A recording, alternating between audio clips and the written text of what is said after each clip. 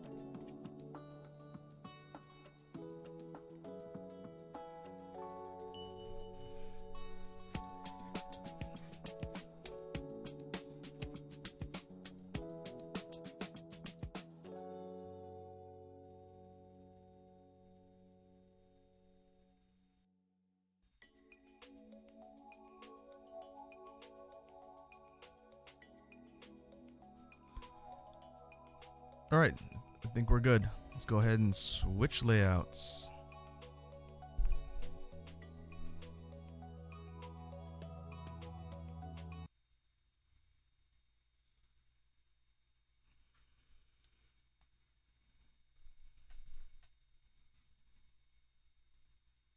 Bruh.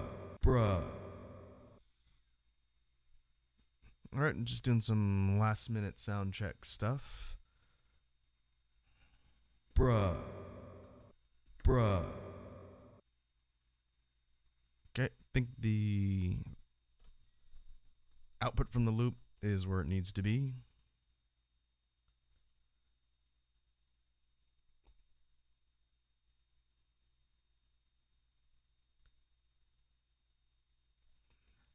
Let me make a note on the canvas here.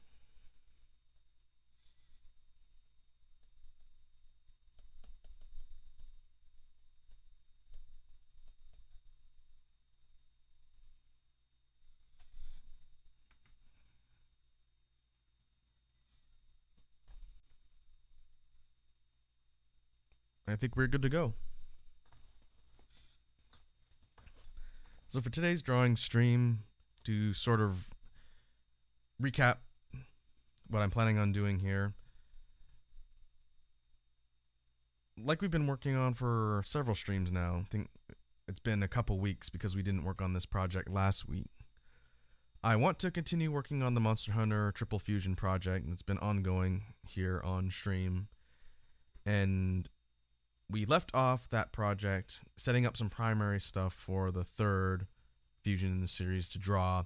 It's actually just a rework of the first one I did way back before I started doing stuff here on YouTube. Now, the plan is to pick up where we left off there and hopefully finish that drawing, and then we'll be able to maybe start working on the prelim stuff for the final. And when we get into the actual drawing, I'll recap the rules for the project and the end goal in case people are tuning in to this particular stream for the first time, and we should be good from there. But before we do that, just like we've done on some previous streams, I'm going to create a BGM track for us to use for today. And I've been thinking a little bit about what I wanted to do as far as style today. I don't usually plan out these BGM tracks in advance before we get on stream here. It's usually just kind of a freestyle thing that I throw together and then kind of make adjustments along the way. So thinking back to previous streams, we've done some mid-tempo stuff, some kind of more hip-hop beats. I think I want to go for a more up-tempo, faster kind of EDM or dance type track. And I guess we could start with a beat. Let me see where my track BPM is set here. We need to go a bit faster, I think. Let's go 130.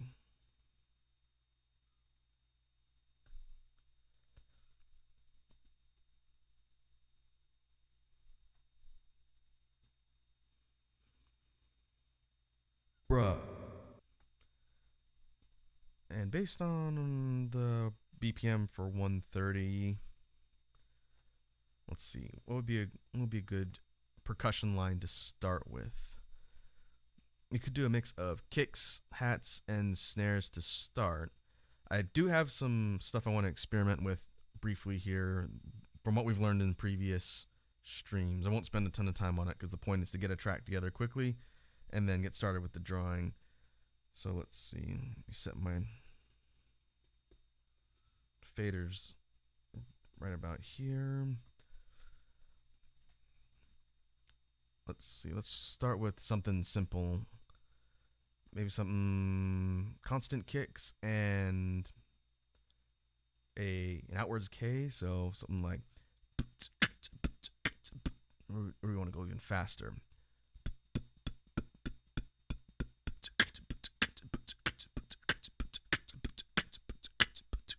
Let's try that and see what we can work in as far as bass lines and whatnot. So let's see.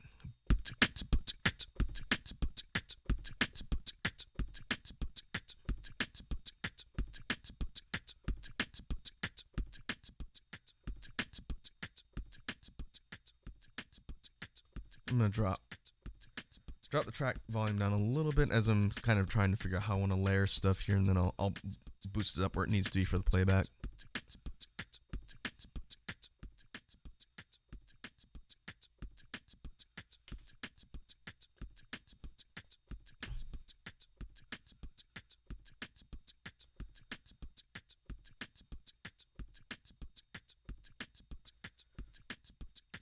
For bass lines, we've done a lot of guitar to bass, the more standard, like a string or electric bass type sound. I think it'd be interesting to try and switch it up for this one. What if we did a vocalized chest bass, something low, and maybe we could do like a multi-layered or a multi-noted bass, but for a start, maybe something simple. So maybe something like, turn this up so you can hear it.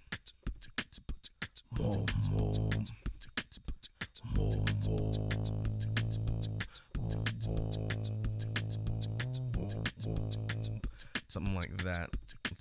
Let's see if we can get that recorded and see what it sounds like.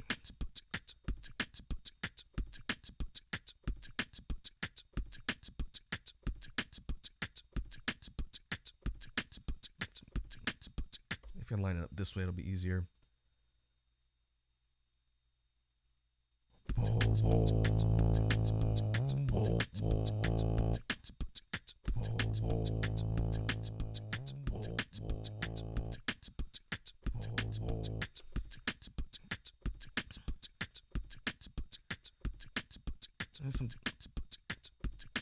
I think the idea is functional, but that was not executed very cleanly. Problem is my throat's not warmed up for doing actual basses. Let's see if we can experiment with a couple different things.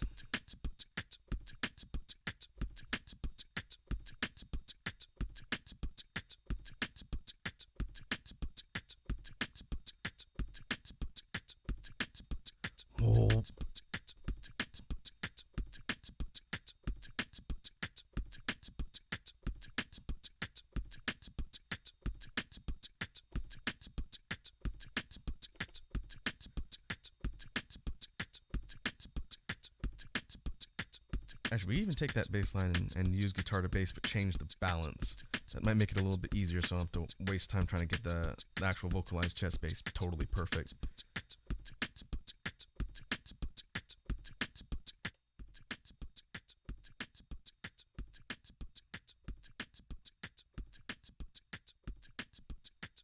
Let's try guitar to bass, but flip it so that it's a little bit higher. About there.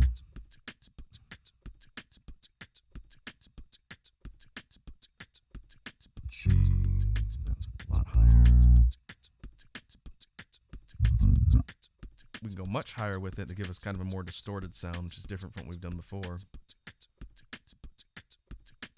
Let's see how that works and see how it sounds when we layer it together.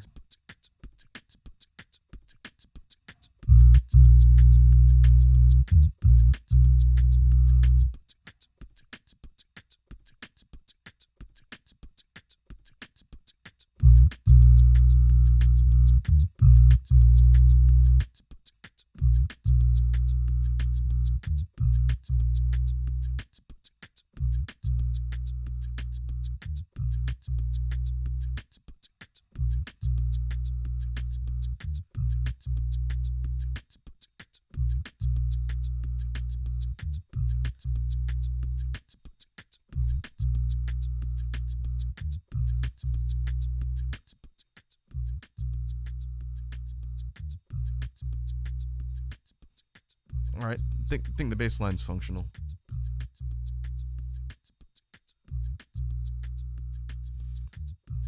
Kind of want to add another hat layer on here, like we've done in some other ones. Let's see how that works.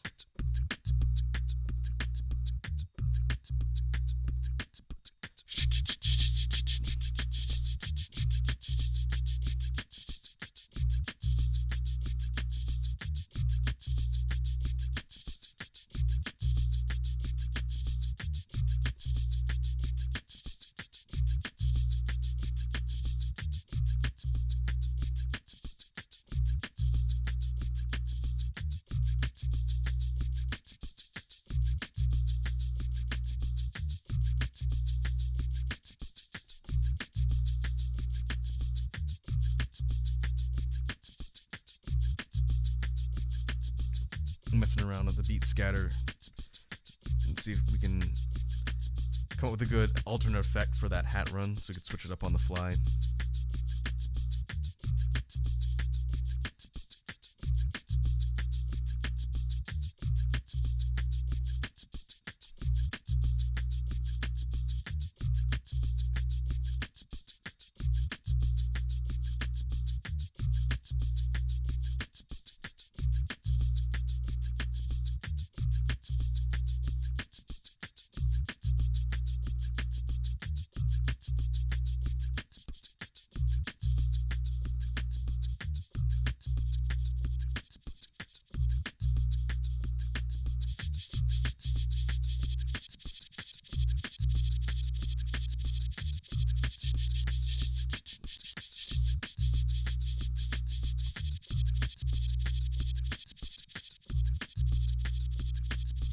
I kind of like the way that sounds with the kind of frantic this would beat repeat on just the hat track.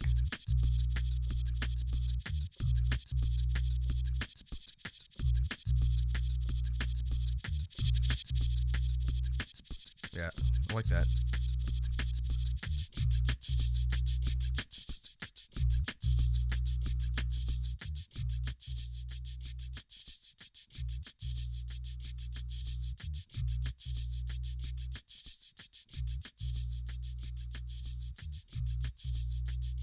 I'm going to keep the BGM about there.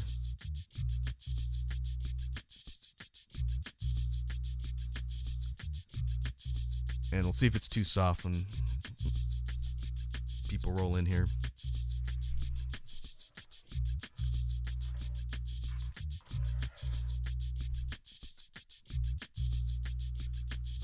All right, let me get my tablet in place. We can get started.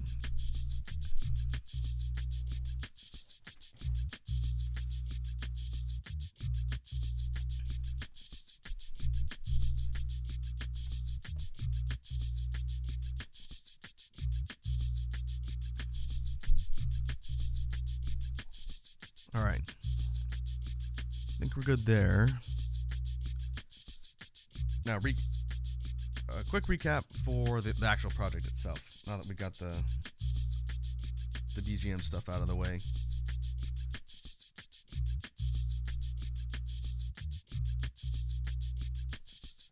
I usually take at least a few minutes every time we pick up on one of these streams to go through this, just for background purposes.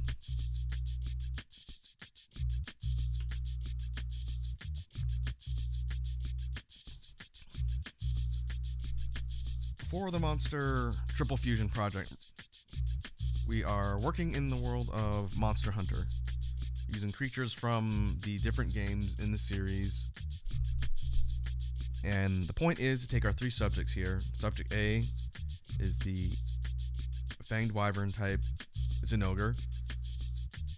Subject B, the Flying type Wyvern Nargacuga. And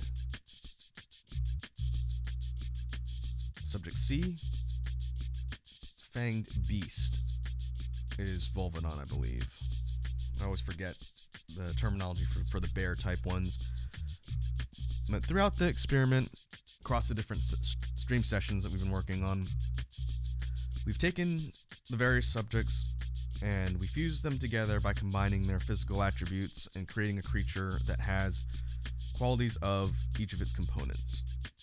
The first one I did on stream was actually number 2 here, and that was a combination of Narga and Zinogre. The next one we did after that was number 3, which was Narga and Volvidon. And what I explained in the previous session was, for this first one, since I started this project a long time ago before I started streaming here on YouTube, I did draw a fusion for Zinogre and Volvidon, but it was a little old and I think I could have done it better, so we scrapped it essentially, and we spent some time on the last stream putting together the sketch primary and throwing around some ideas for a reworked version of the first fusion, which is the last one in the set we need. And once we finish number 1 now, going back, the final one, number 4, will be a fusion of 1, 2, and 3. And I've talked about this before, but just to recap, the final fusion isn't a fusion of all 3 creatures at their base. It's a fusion of their hybrids. So all the attributes that we put together for 1, 2, and 3, the fused creatures, will go into one final. And that's what needs to be reflected in the quote-unquote mega or ultimate fusion of everything that's going to wrap up the experiment here.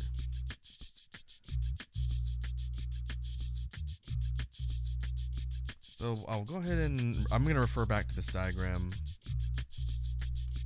in the future most likely. But for now, we can pull up the primary that we worked on for fusion number 1. Take a look and see if there's anything we want to change or add or tweak before we start working on inking and the line work.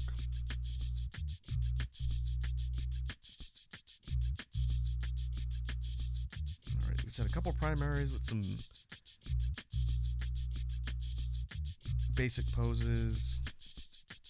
Like we started small with this one, scaled it up, put in some basic shapes. That's how we got this one. And then we did some actual rough detail work here for this one. So this is one I'm going to be working with for the moment, and just doing some final checks to see if there's any other details we want to add.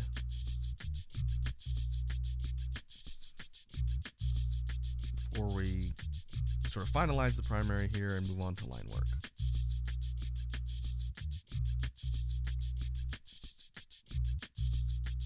And then after we do line work, we will figure out the color palette and how we're going to do the color assignment. Then do that, then do shading, and hopefully that'll be it for the drawing.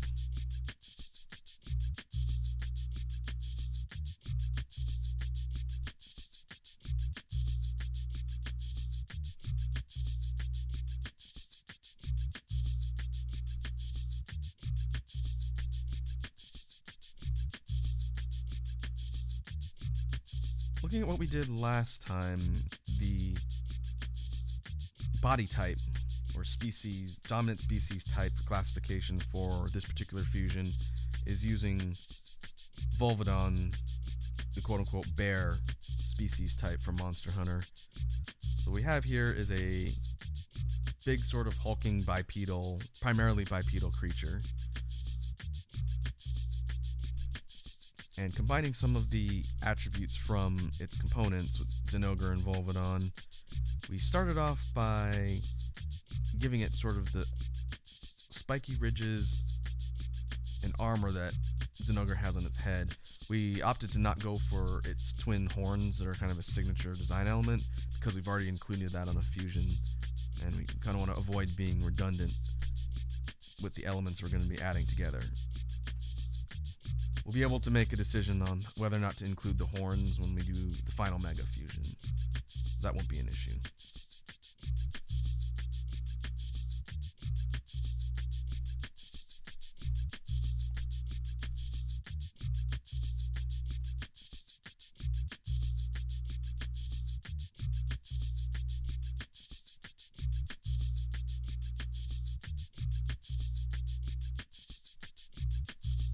I do like the idea of this heavily built main body and then the armor plating that's running along the arms, seen here on the legs.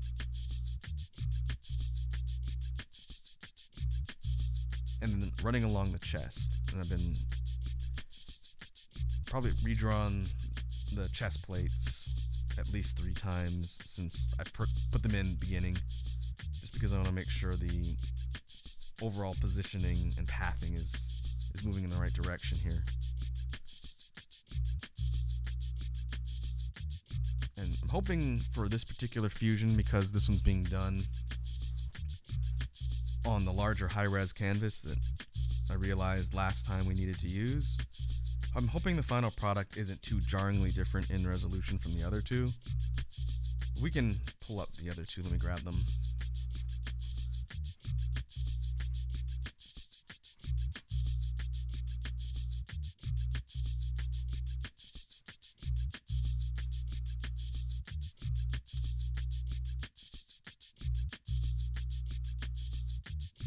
There it is. Fusion's 5. Yeah, okay. I think the resolution won't be too big of an issue, since I'm going to have to scale these into a final template anyway.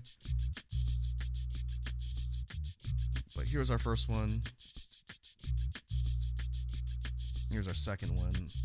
I may refer back and forth between these if I need to, especially when it comes to assigning color palettes. But for now, we can stick with this one. I thought about importing them or resizing the original drawings, but I think that might be kind of a waste of time.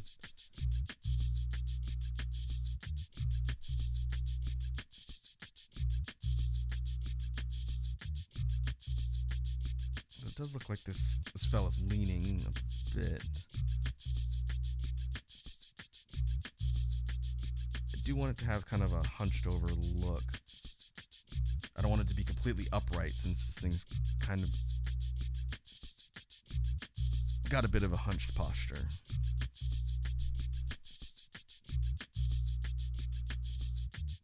That'll probably be good.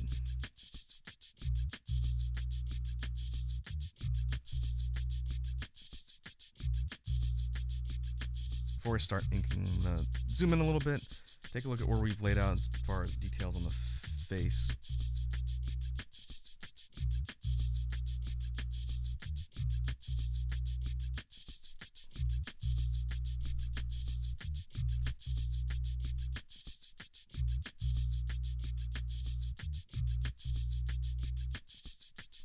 It doesn't have to be perfect for the primary. It just needs to be roughed in enough and defined so I know where to start inking.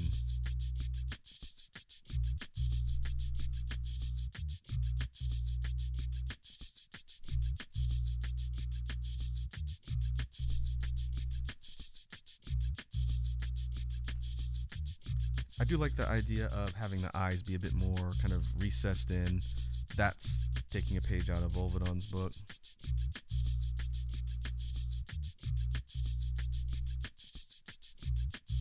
Zinogre's got these kind of spiky ridges along its ears, so including that there is not a bad idea.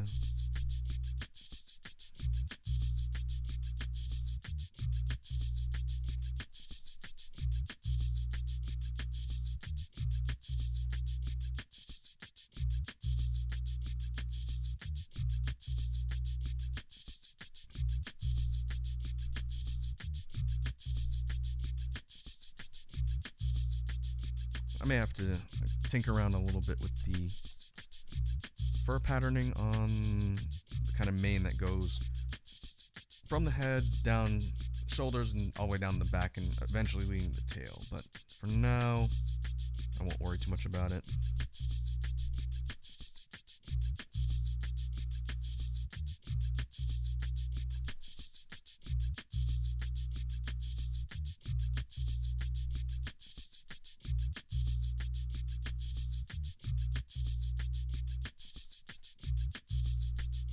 Oh, heyo, Edward Snowden.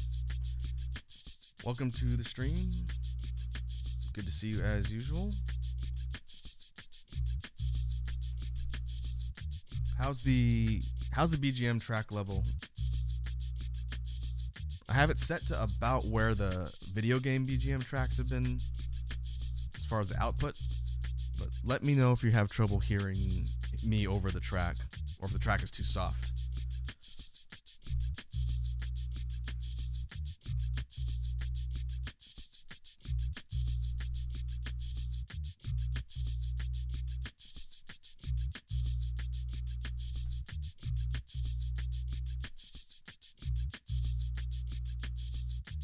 I'm going to drop transparency.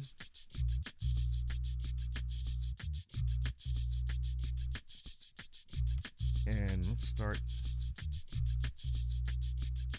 getting the line work underway.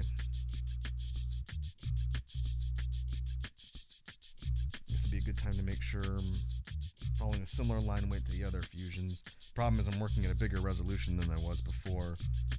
So I think I can up my line weight, get the stroke a little bit heavier. Alright, Edward says the music is a tiny bit high. Okay, I have it. Let me up my volume so I can hear what I'm doing. I have the faders down really low, so I think I might have just recorded this one a bit higher than normal.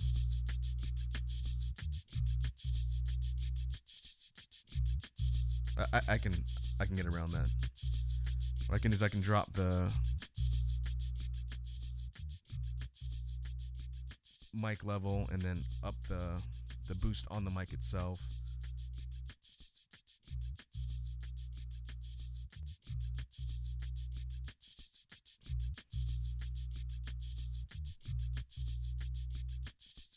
How's that? The track is where it was before, but I dropped the the OBS fader on the main mic volume, and then it's boosted the mic input that I'm speaking into, so it's gonna probably sound softer, but hopefully my speaking audio is the same. Let me know if that sounds better for you.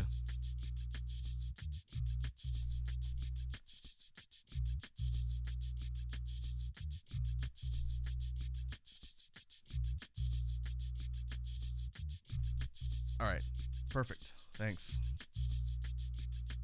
For today's BGM track, I opted for a slightly higher tempo. It was supposed to be like an electronic beat, but I think it ended up becoming more like a kind of rockish sounding beat in the end.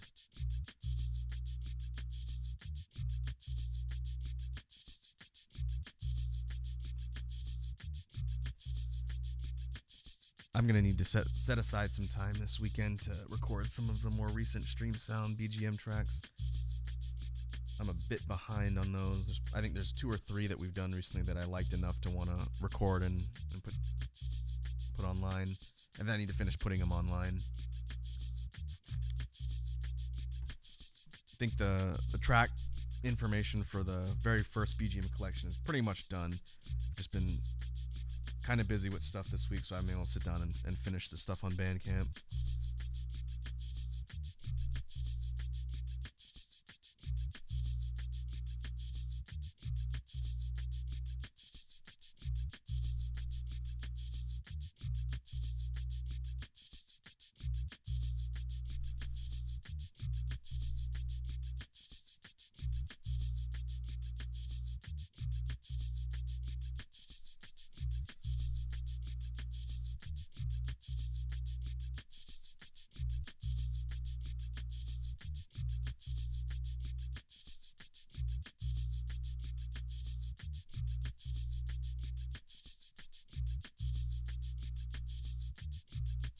Right away, it's a lot easier to work at this higher resolution. I'm rather bothered I forgot to check this when we started working on this project. That's okay.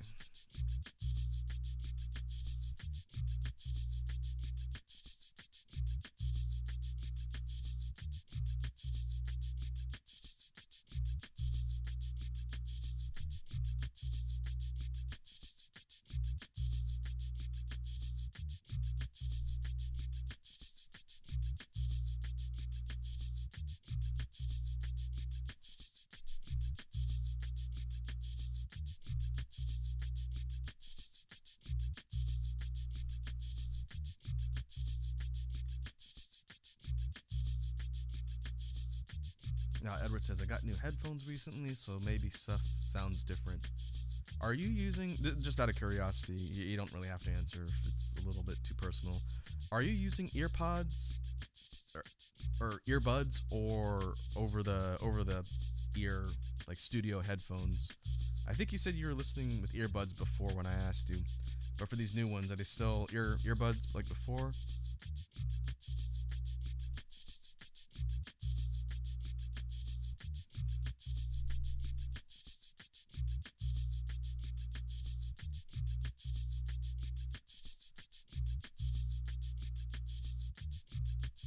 I would make a Raycon earbuds sponsorship joke, but I'm legitimately curious about what people are using when they tune in and listen to things like stream broadcasts.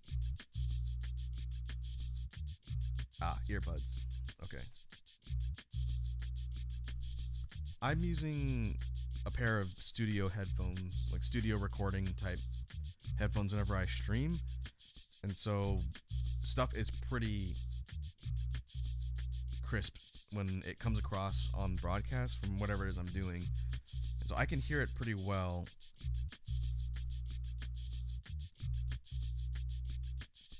But if you guys ever have issues with the sound or the specifically the volume more than anything else, yeah, I know you guys usually let me know, which is good.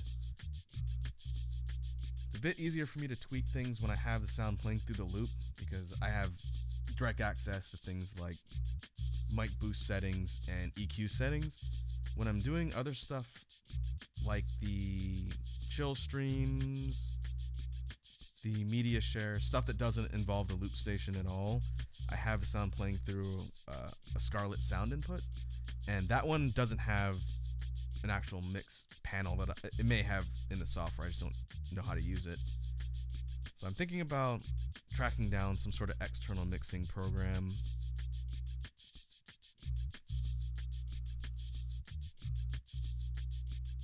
Because I think I could still tweak the input settings for my mic when I'm not hooked up to the loop and get it to sound a little bit better.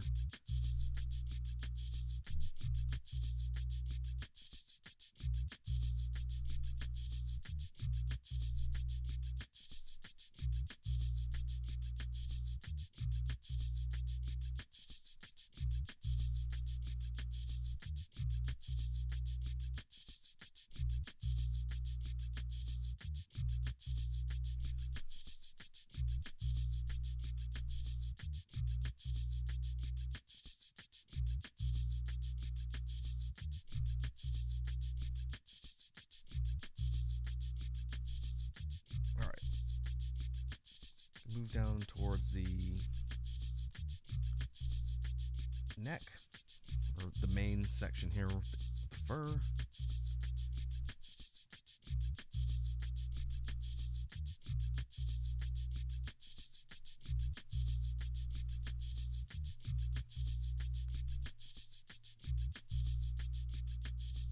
I do kind of like the billowy pattern.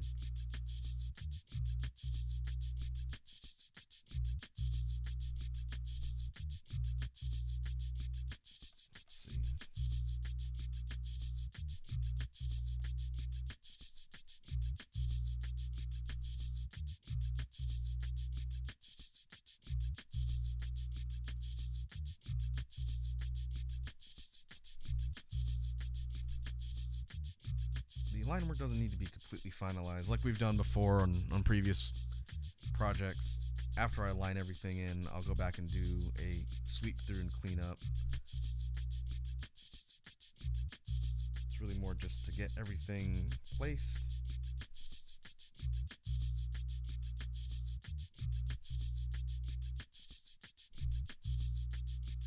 And then we can go and finalize it and tweak things at the end.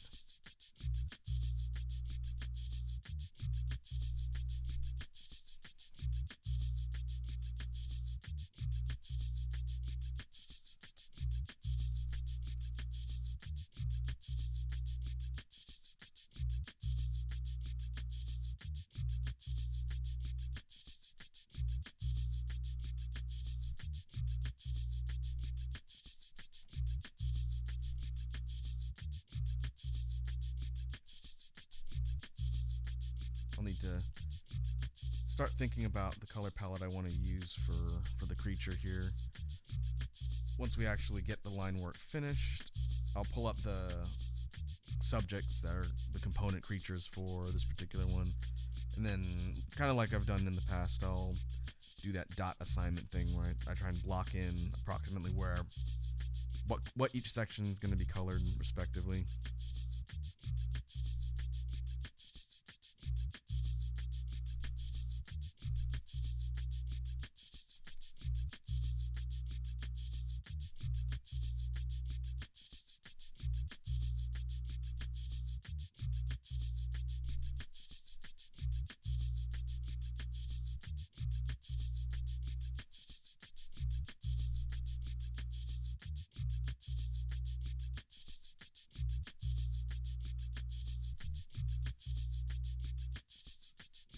We can sort of block in sections for the shoulders.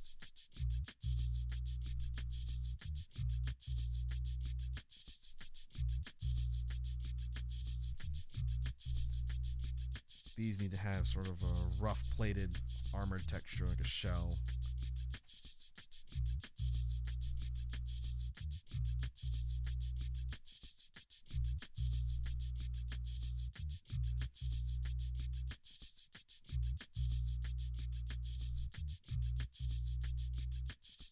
Thought about doing a patterning or something like spines running along the plates, but I think that's going to make it a little bit busy.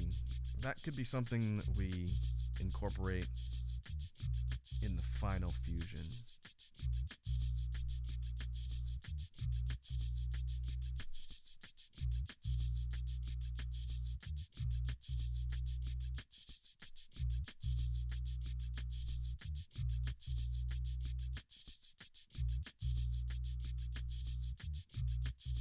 Even down the arm, now lining in the claws.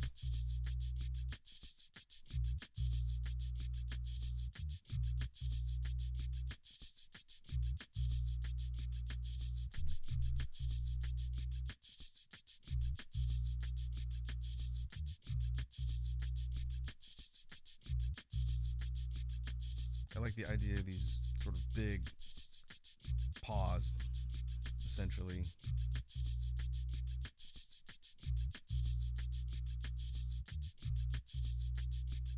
Which is pretty common on the quote-unquote bear-type creatures in Monster Hunter.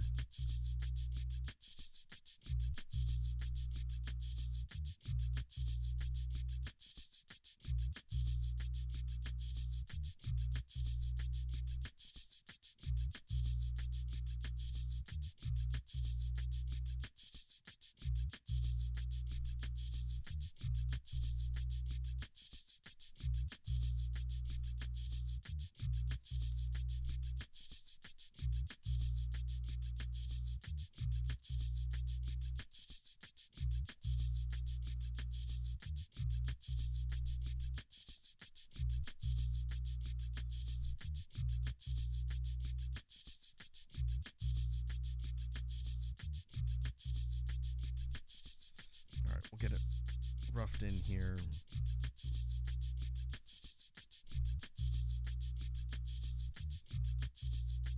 And we'll clean it up. We'll clean it up later, after the fact.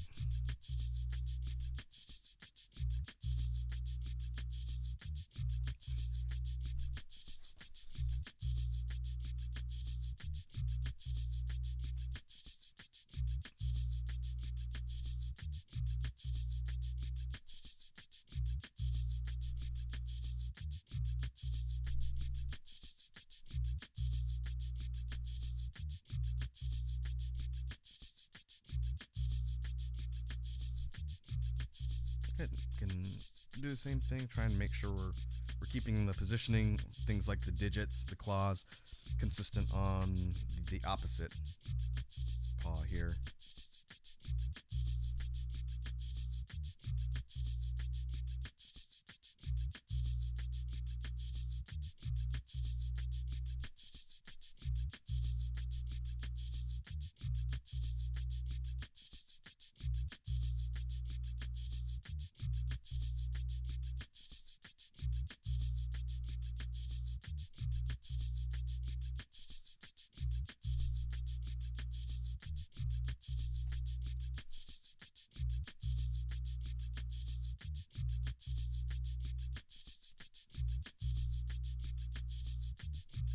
Yeah, the resolution difference is definitely striking. If I were to do a real quick comparison,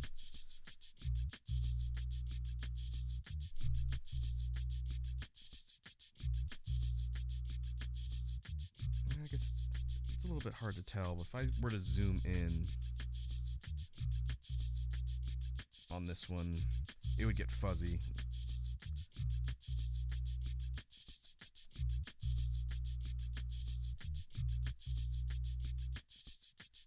But as you can see for this one, we can get in pretty close because we're working at such a high resolution.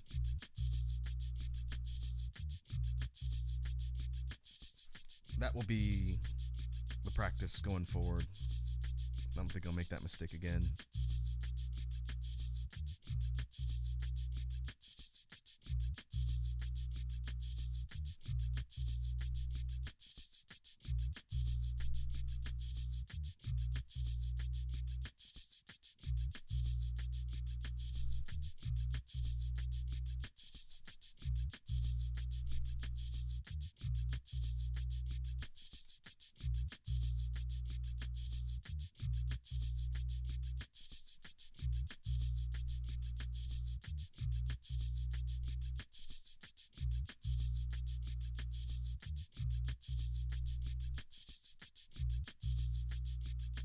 All right.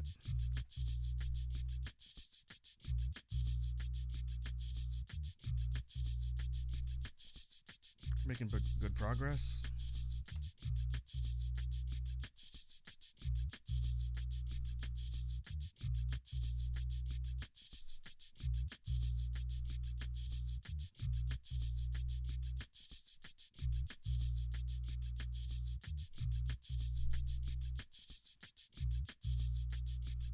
The plates continue going down the lower torso.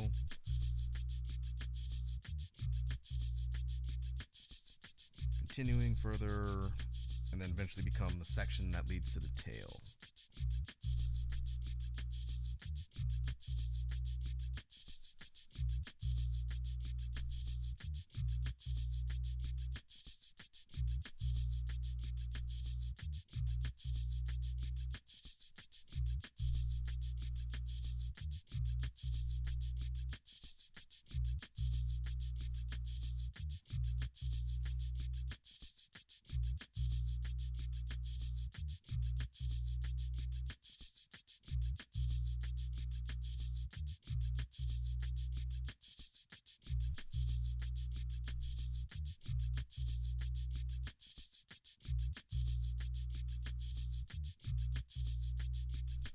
This part here, which was a little bit difficult to make out on the primary, but this is parts of the mane that are coming down from the back, with a little bit coming kind of around the side, just visible from here, and then this direction that we're going through here is it leading all the way to the tail.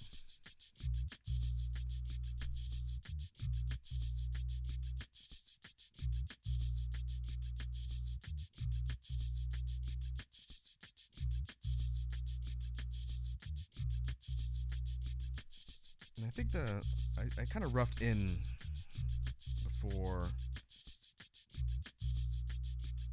how I wanted the fur pattern to go. Kind of left it open to interpretation based on how it looks as we put the specific details in for the line work. But we can probably do something like this. It's going to look a little similar. Fusion number 2. I think if we change sort of the texture of the fur and definitely give it a more distinct color, then it'll be fine. We'll have to see how that's going to play into the final product as far as where all the fur sections and shelled sections are.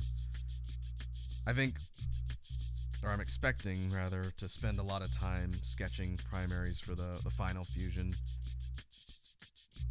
I've got some ideas. I did do one, that might have been the first stream, or maybe even before we started.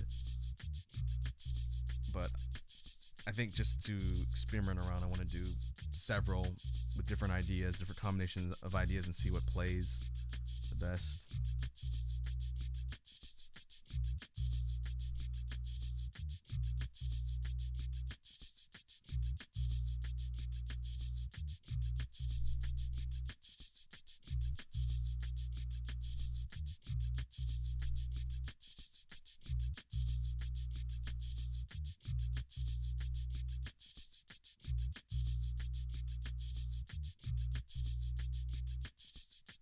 For the legs and feet, this particular creature is going to have kind of a more squat stance, shorter legs, and these heavier armored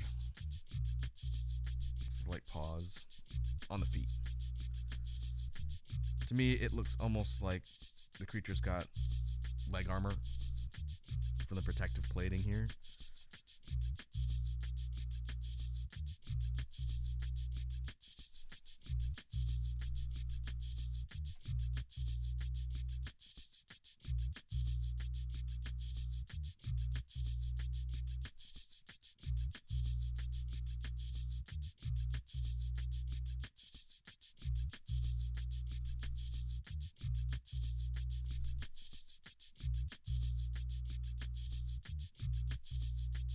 Do the same thing here.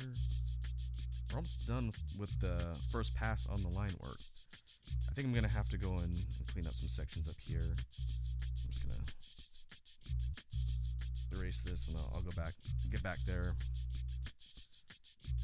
We'll clean that up.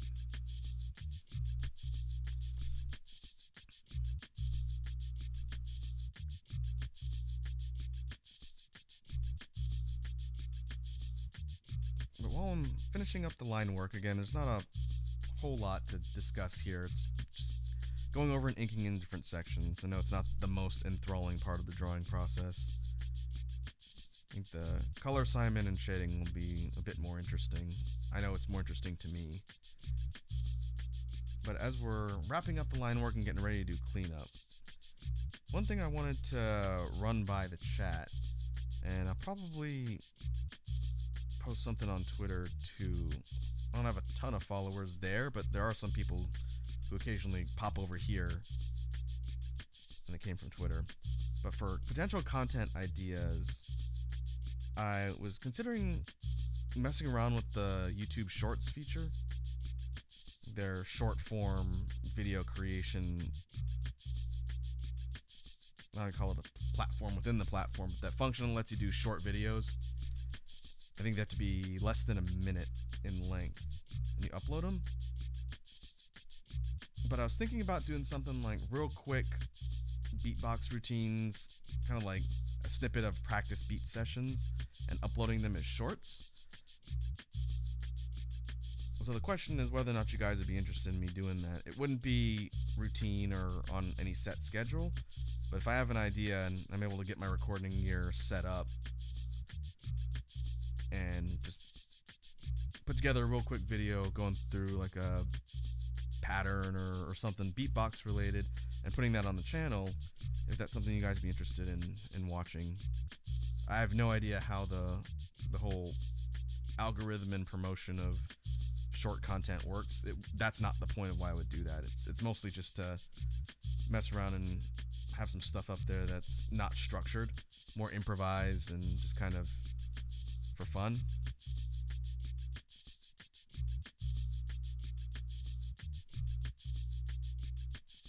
Yeah, let me know if you guys have any thoughts on that.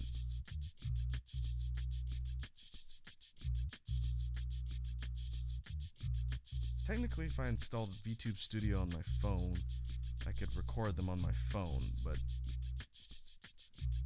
chances are, since I'd be doing posting from my computer anyway, it would make sense to do it with my full stream setup, because the sound quality and audio, everything else would be much better. Edward says that sounds cool. Yeah, I'll give it some thought.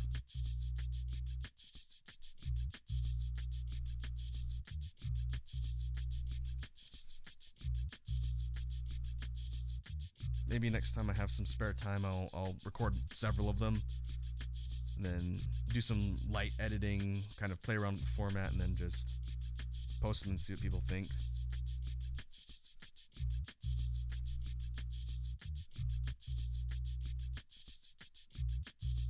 I don't know if it's considered shorts. I guess it would be based on the length.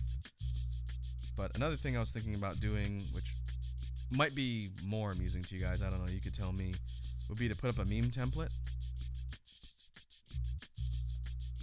And the way I would do that would be to take a quick recording of my model saying or doing something, but put it on a green screen, and then just upload that to the channel with, basically whatever it is I'm doing on the green screen, and give you guys full reign to make silly and stupid memes out of it. That idea I got from Callie, because she did that recently on her channel.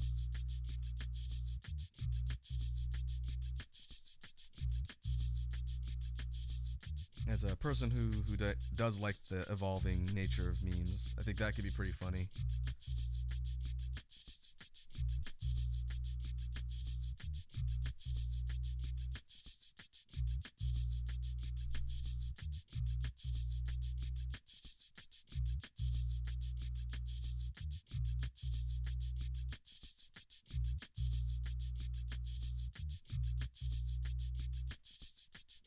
Spending a lot of time here on these toe claws.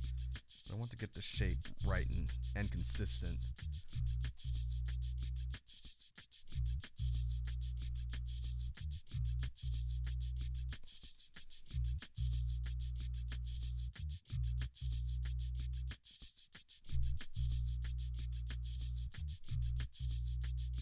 Now these are the remaining plates that are running along the tail.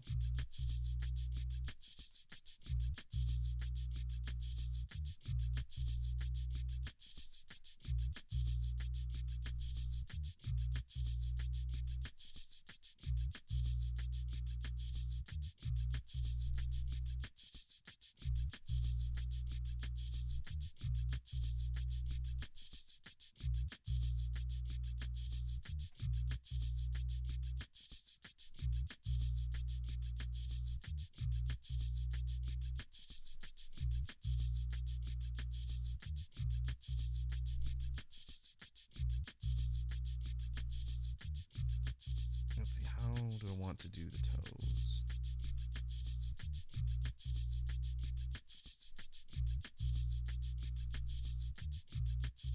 Yeah, I think putting some definition there will make it look like they're not just stapled onto the front of the feet.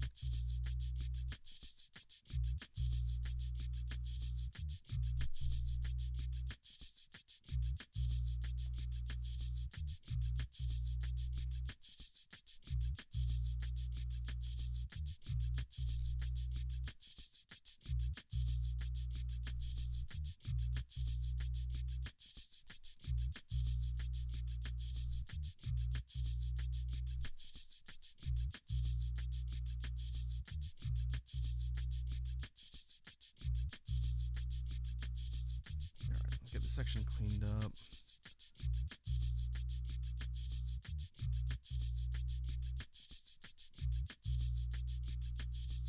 That should be good there.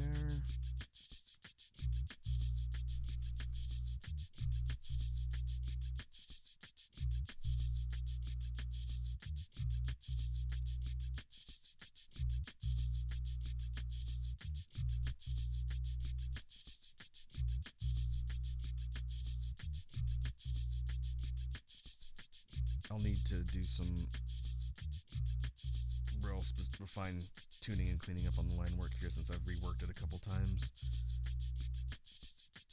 I'll be fine. We'll work our way down there once we finish and sweep through. Let's see, save that.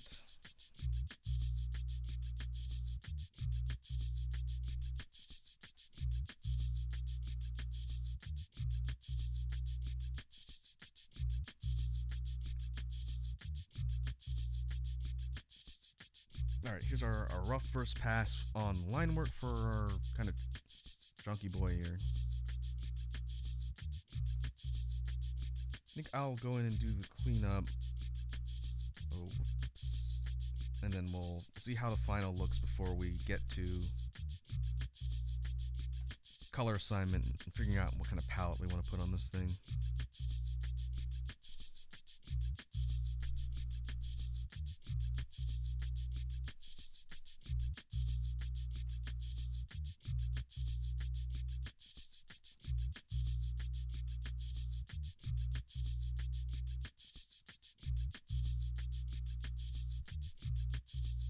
I do want to make sure I've got my sections closed up here.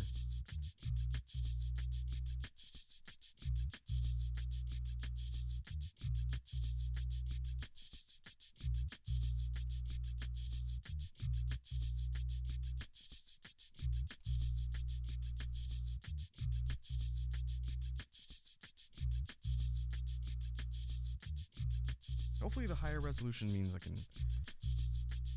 form fill using the selection tool and it'll be a little bit easier. I guess we'll see.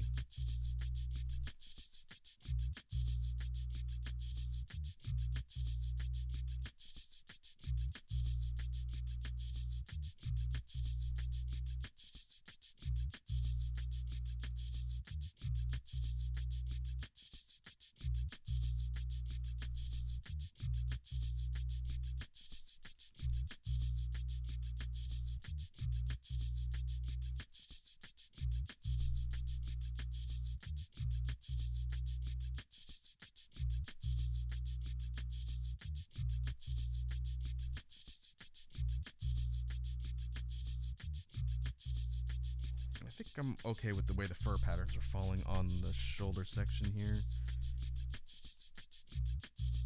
I thought about redrawing some of it, but I think it's gonna work out the way it is.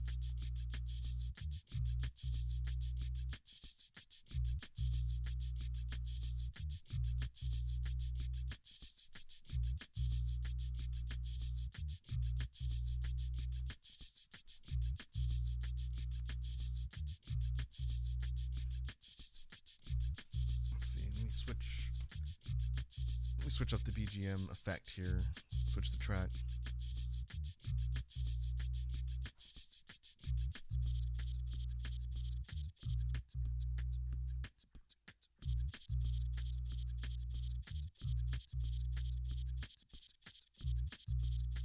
What happens if I apply that to the beat?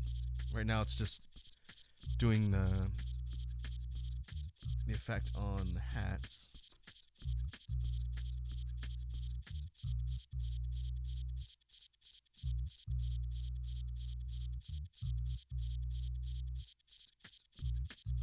Going so fast, you kind of lose the beat. Leave that there for now.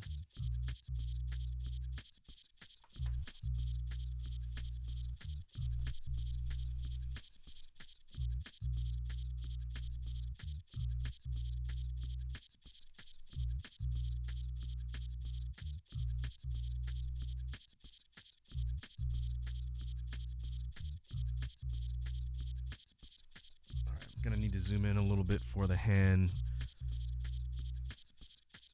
Yeah, the line work is really messy here.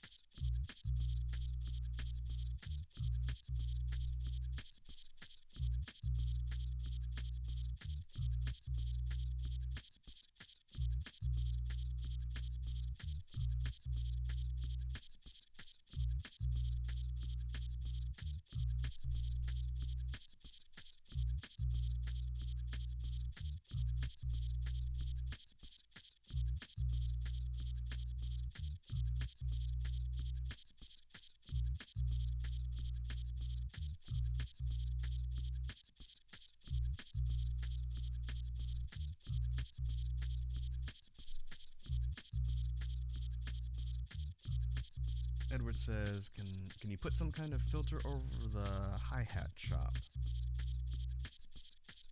Yes, but it's going so quick when it's sped up with that effect.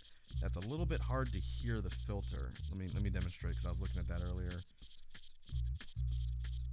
Track up.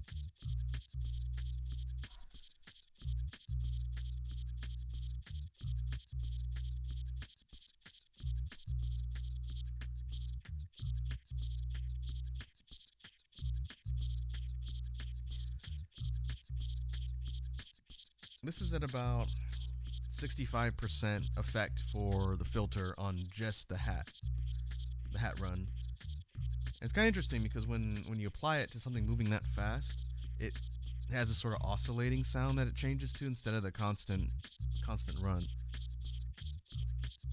which is kind of interesting effect. It almost makes it sound like really quick record scratches. I don't have this track turned up super loud, but it should be audible. I boosted a little bit, you can hear it.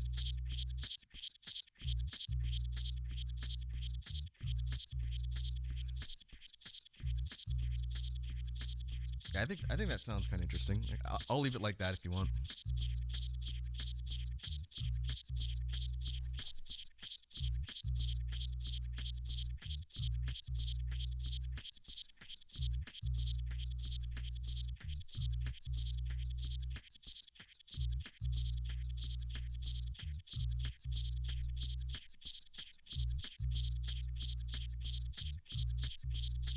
Speaking of loop station stuff, it just occurred to me that I don't think I've talked about this on stream. When we did our media share last time, and we looked at content out the beatbox scene with loop station stuff and primarily regular in-person beatboxing. I mentioned that I keep track of a lot of the content that Swiss Beatbox, which is one of the biggest beatbox platforms here on YouTube, and what they post, since they do a whole bunch of stuff. There's just tons of content on there. They've had a bunch of battles for an upcoming event. It was called the Swiss Beatbox Kickback Online Battles for Loop Station. And it was kind of some promo work for some upcoming stuff that's happening. I don't remember if they're offering placement into the Grand Beatbox event in October for that. But one thing that was really noteworthy about the event was they had people signed up to do online battles against other people. And I might grab some of the routines from there for the next media share because there were some good ones. But one of the things that was unique about this year's competition is Boss, who makes the RC505 that most loopers use and what I use. They're demoing a new iteration of this hardware. This is the RC505 version 1, and it's been around for years now. But they're demoing a prototype for the Mark II.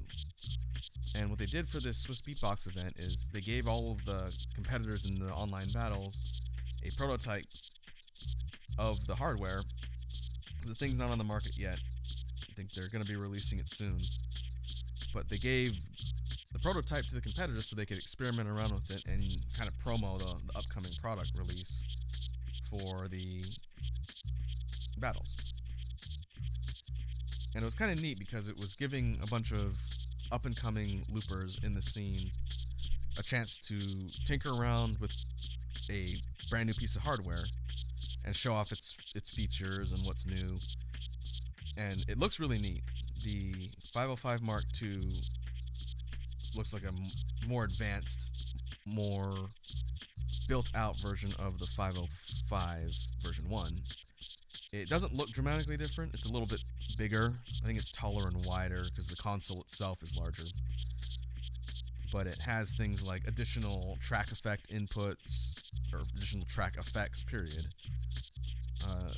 I don't think I ever showed what my loop station looks like, but if you Google a picture of the RC505, you can see that it's got 5 tracks for recording. The Mark II still has 5. That hasn't changed. But on the input effects and track effects, input effects are what I use to add things to whatever it is I'm doing, or put effects on the immediate recorded loop. And then track effects are like what we've done here with the sample beat and adding the effect to the overall recorded track, and it plays over and over again. Well, there's 3 input tracks presets, and there's 3 track effect presets on the 505 Mark I. On the Mark II, there's 4. So they added an additional one. Oh, Edward says, I think you posted a picture when you first got it. I know I posted a picture on Twitter, like, the week I decided to start streaming with the loop station. I've had it for longer than that. I've had this thing for almost a year now. But the basic setup, right, will be in that picture. You can kind of see it. So what they've done for the new version that's coming out is they added some additional features for the effects, and then apparently with that new preset there's new actual effects themselves, and the ability to use them simultaneously has been tweaked. I hope they remove some of the limitations, like not being able to play simultaneous effect types, and if they just make it freeform where you can just combine any permutation of the different input and or track effects at the same time, that would be really cool.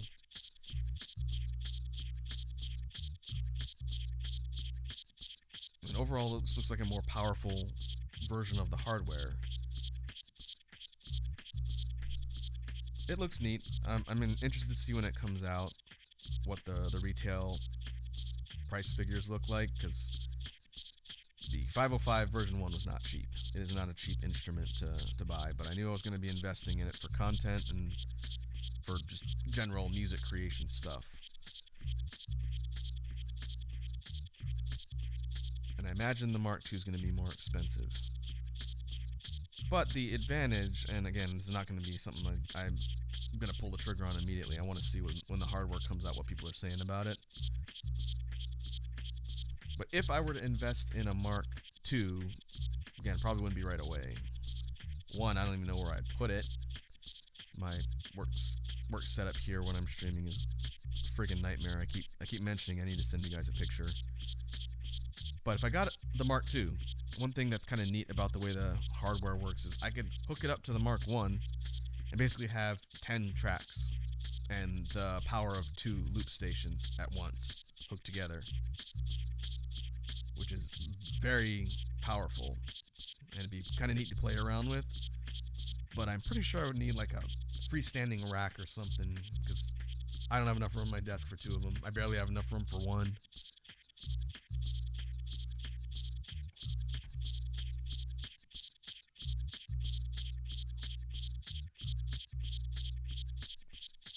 But we'll see. Like I said, I'll be keeping an eye out for when the product actually drops and then what people in the scene are saying about it as far as its function and what they think about the new features and whatnot. And if I see any good videos from the beatbox scene and loopers that are showcasing or talking about the Mark II, I'll make note of them for media shares. That way you guys can see what people are talking about as well. Speaking of media shares, I'm in the process of putting together a second beatbox media share. Some of the stuff is just carryovers that we didn't get to in the last stream. That stream ended up going a lot longer than I thought it would, but it was pretty fun. Hopefully you guys enjoyed seeing some of the stuff that's out there. And a slight sidebar at the end for drama stuff, which I said I wouldn't do again if it ever came up. But content-wise, there's still so much more out there. But I don't think I want to do another beatbox media share stream for the next one.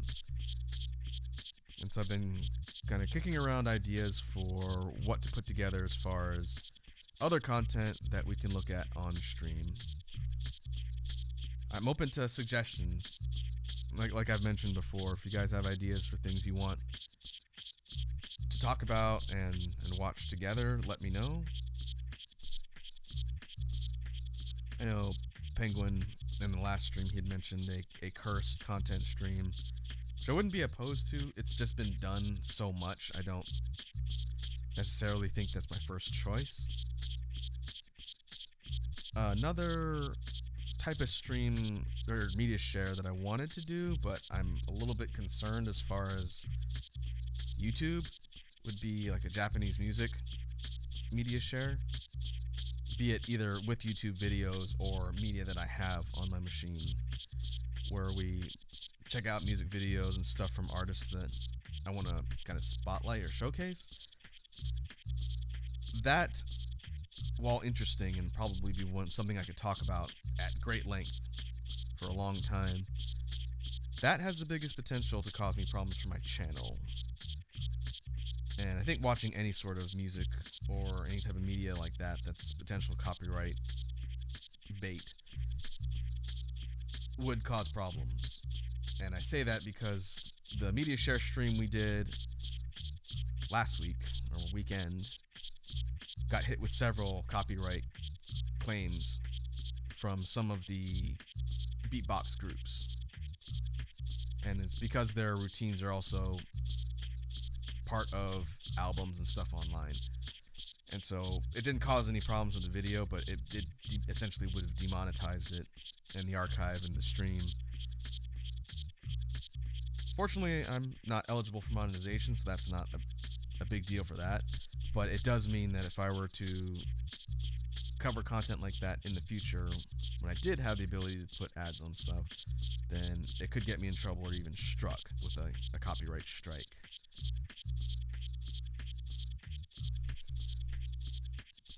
So that would be the risk to doing something like that, which is a shame.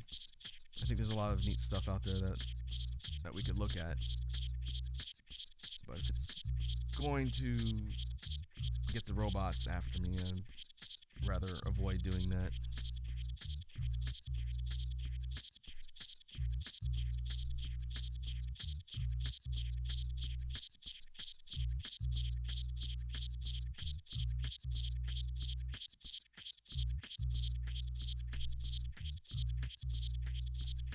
Alright, we're just about done with the line work cleanup.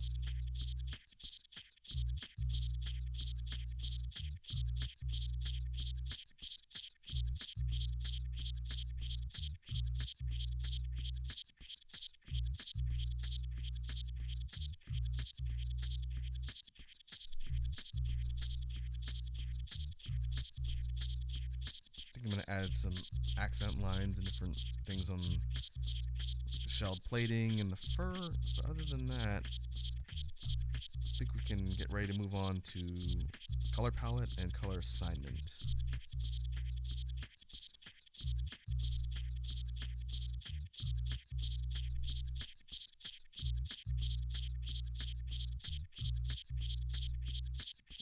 It's funny with the BGM track and the filter effect on the hat run, since that's the most prominent thing that I'm hearing on the track.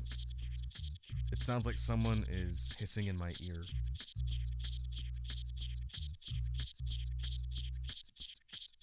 When we do these BGM track things on stream and I have it in the background, I usually turn the output volume down in my headphones, because one, it'd be a little bit distracting to have it at full volume, and two, I need to be able to think. No, but I think because that filter effect is a little bit more noticeable, it sounds like someone's hissing in my ear.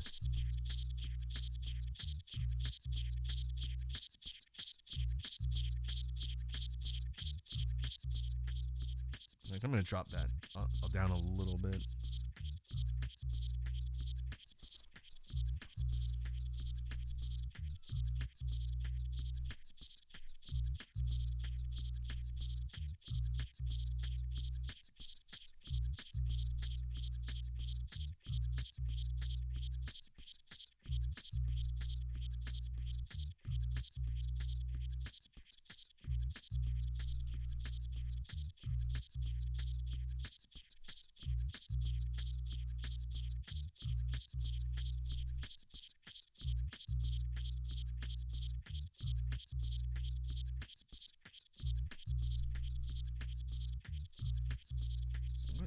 Shape of the eye, people things we want.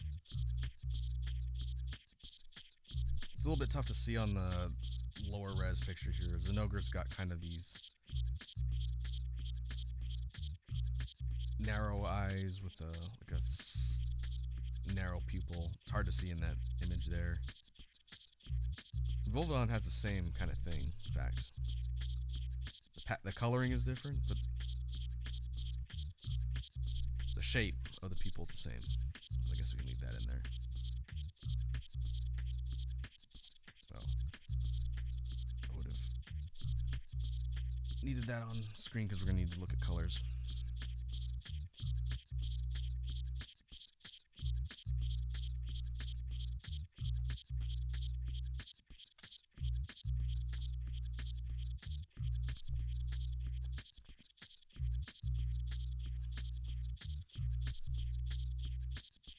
Alright, color assignment.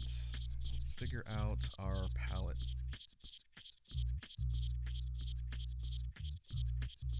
This, I'm going to do what I've done before, where I do some color sampling, and then I'll use the dots, like so, to block in where I want to fill the colors. Let's see. Of note, one thing I like about Zinogre's color scheme is that it's got this mix of lighter teal, lighter blue, contrasted against the kind of gold color of its shelled bits, and then it's got silvery fur in spots.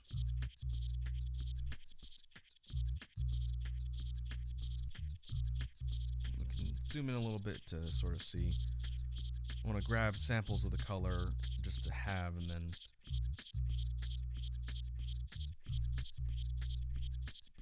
what we'll do is we'll kind of pick and choose which ones we want and then figure out where they're going to go on the actual creature itself.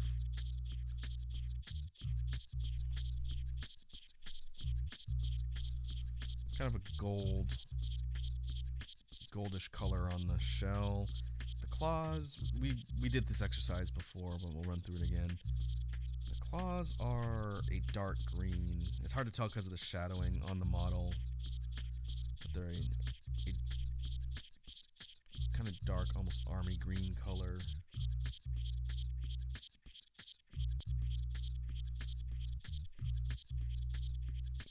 That'll work. And the furs, a lighter silver.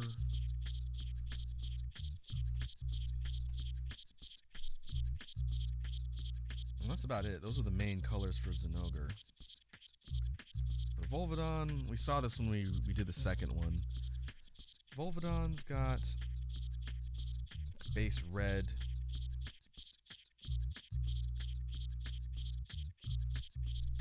Kind of a darker section in between these fleshy parts right here.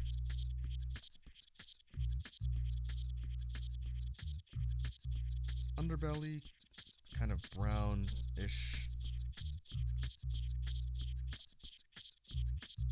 Light, and it actually has bits of kind of that teal blue banding right around here, which is kind of interesting. But other than that, Volvidon's color palette's not as complicated as Zinogre's. Kind of a mix of reds. Yeah, I think it's good enough.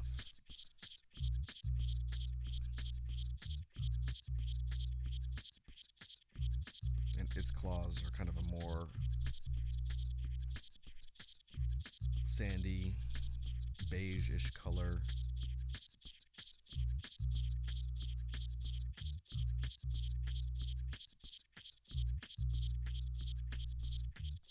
Alright, we can hide the diagram. And now it's a matter of what colors we want where.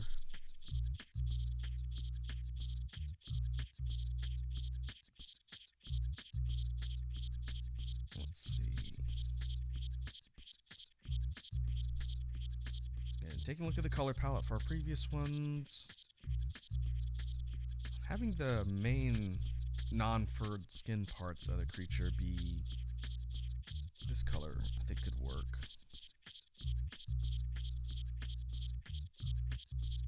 That would apply to anywhere where there's no fur or shell. This thing might end up being kind of brightly colored, which would be interesting.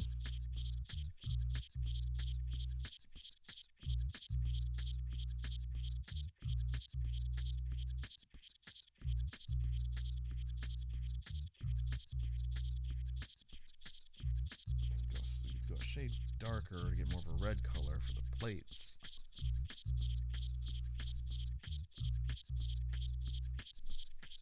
The real question is,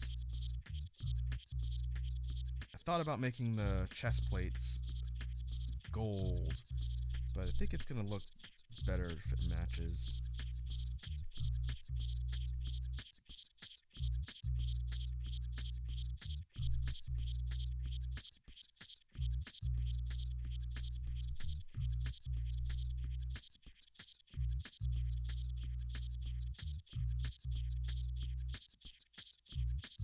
We could take this color and use it for these sections here.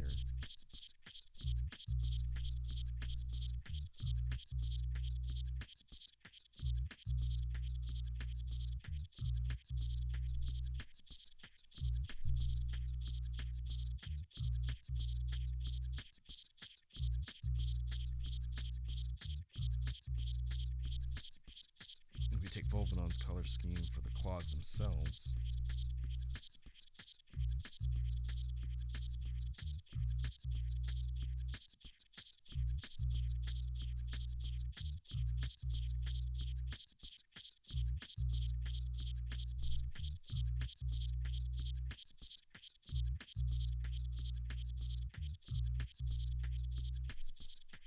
shell parts on the top of the header should also match. Now the fur. Let's see what we got. Only one of the other fusions so far had any sort of fur, and it was the dark color scheme we got from Narga. So I'm thinking we go more of a true silverish type color.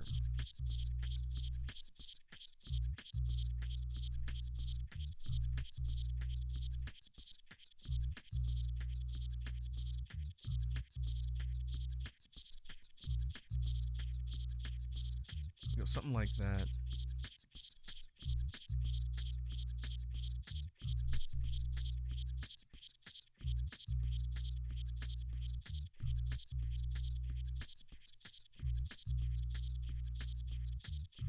Kind of a pinkish color for the inner ear for reference.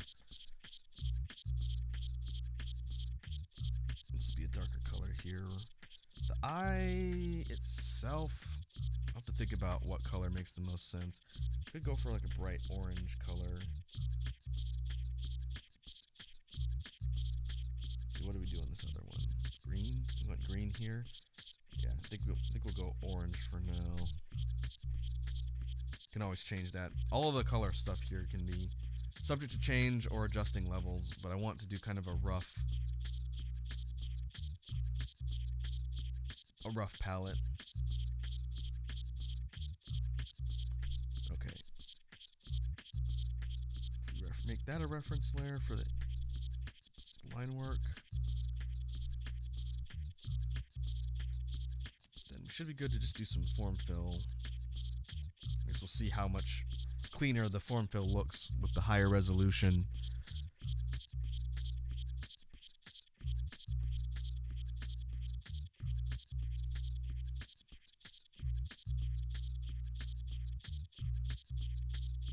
Just like we've done previously, I'm gonna work through different sections. I'm gonna have to fix this.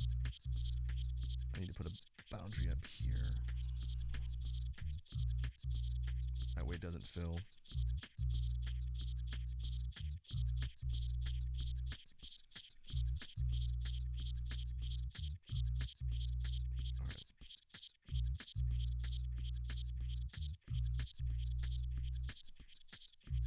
Feels pretty clean. It's not perfect because there are small sections that are going to need to be cleaned up later, but it looks pretty well filled. That's good.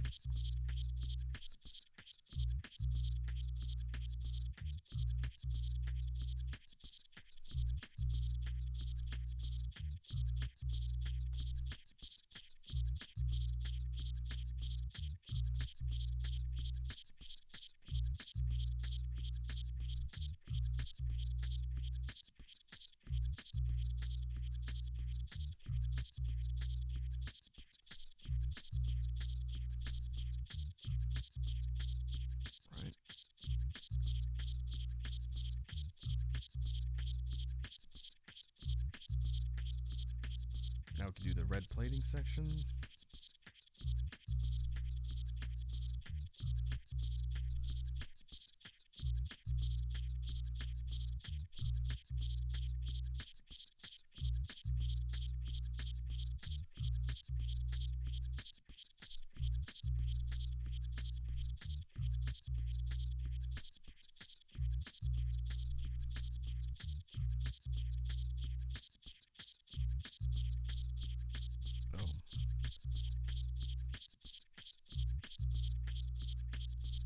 That doesn't go there.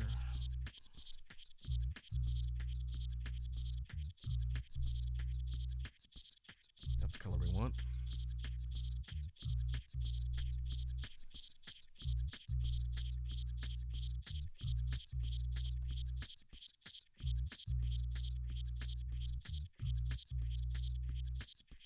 Like I've mentioned before when we've been doing color assignment, the reason why I'm doing one selection piece by piece is because I can't physically reach my keyboard while my tablet is flipped down when I'm drawing on it. I could flip everything up and then use my mouse to shift select everything. The problem is if I do that and flip my tablet up, then it'll block my webcam because I have my webcam on a stand right now. Because normally if I was working and I wasn't on stream, I would just go in and use my keyboard to shift select all these things at once and just do one big fill. But my workspace feng shui is not great, so that's why.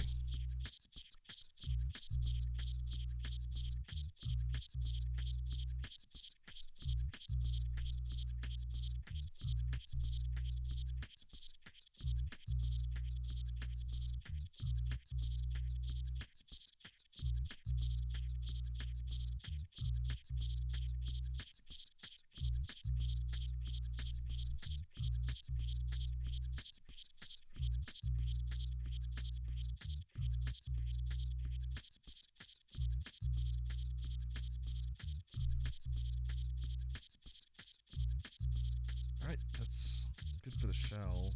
I may have to change some of the levels because this thing is almost garishly bright. But I will get everything filled in and cleaned up, and then I'll worry about the levels since I can just adjust everything on the fly if I need to.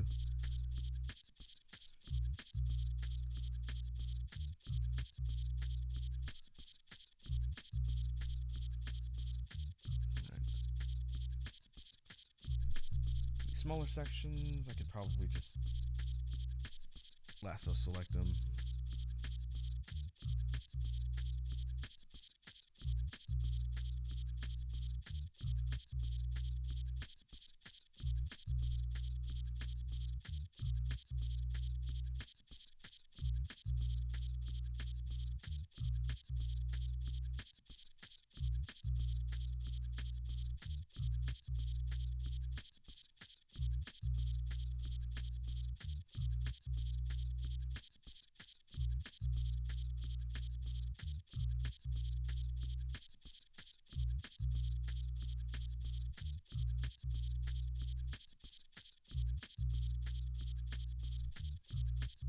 Yeah, that'll work.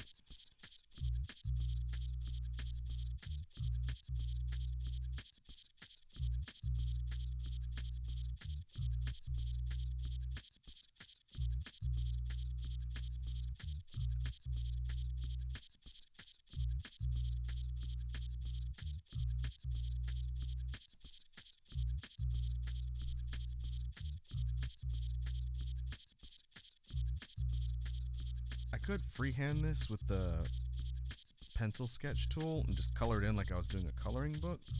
The problem with that is if I miss sections or the anti-aliasing doesn't fill all the way, then I'm going to have to go back and clean it up. And it ultimately wouldn't really save me much time.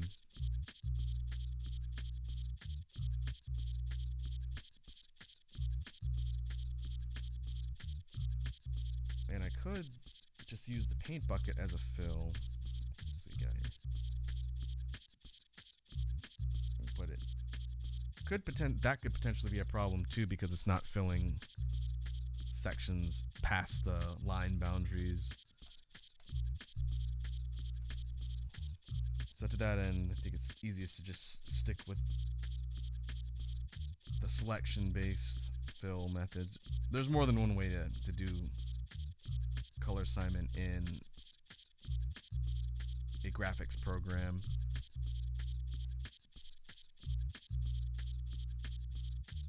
This just is the method that I've gotten used to using, and it works pretty fine, so.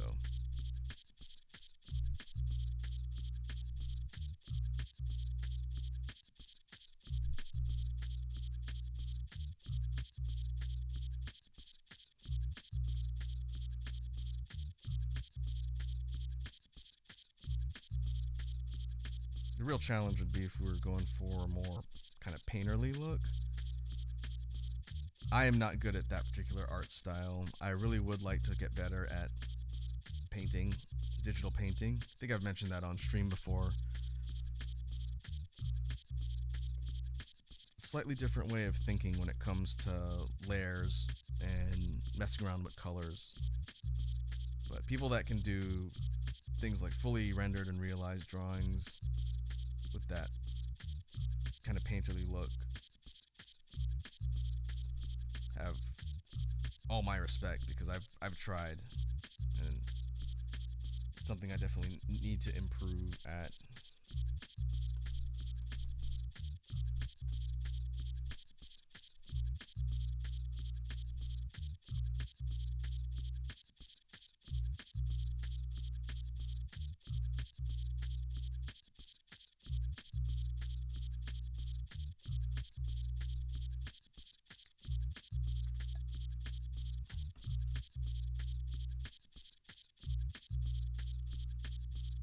Alright, there's some additional sections up here.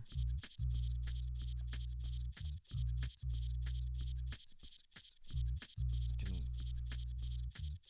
use the selection tool for this trailing edge of the ear.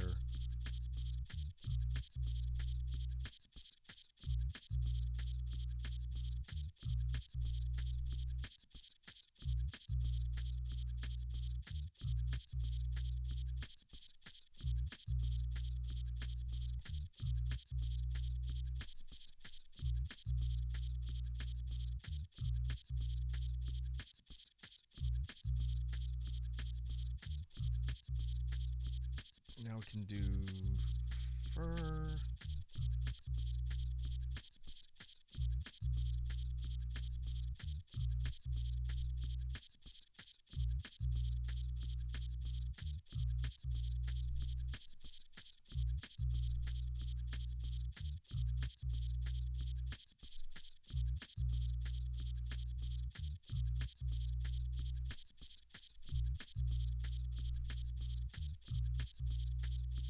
Claws, and then that'll be it for. Oh, I gotta do the other parts of the face too.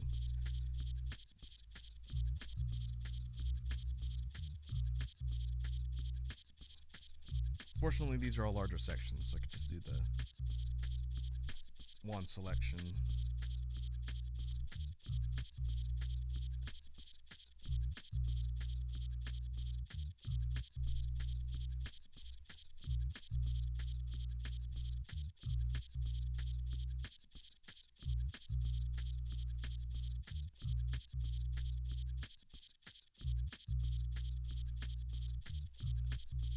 Before we move on to the shading part of the drawing, I'm gonna switch the BGM tracks. We'll jump over to one I don't think we've played on stream. I was messing around the other night just practicing, and I did come up with one that I liked. I can't remember if I played it on stream, so we'll switch to that one.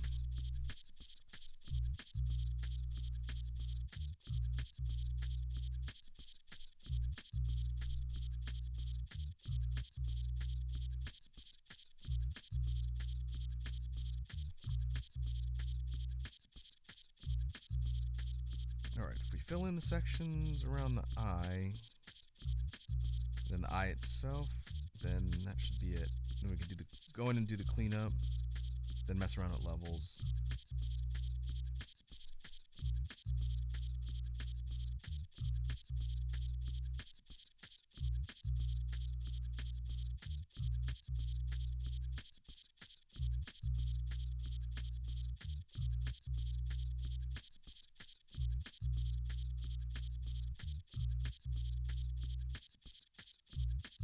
Let's take a look at the results so far. You can hide the palette guide.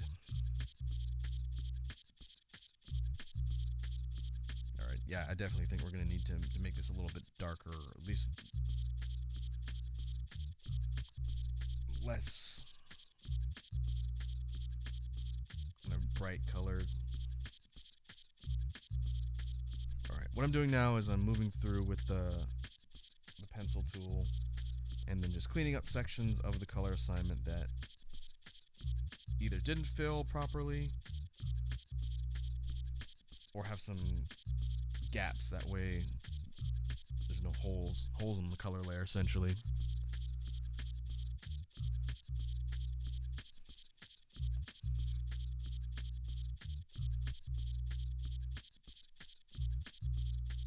It does look like the higher resolution is working better as far as how it looks as it fills. That's good.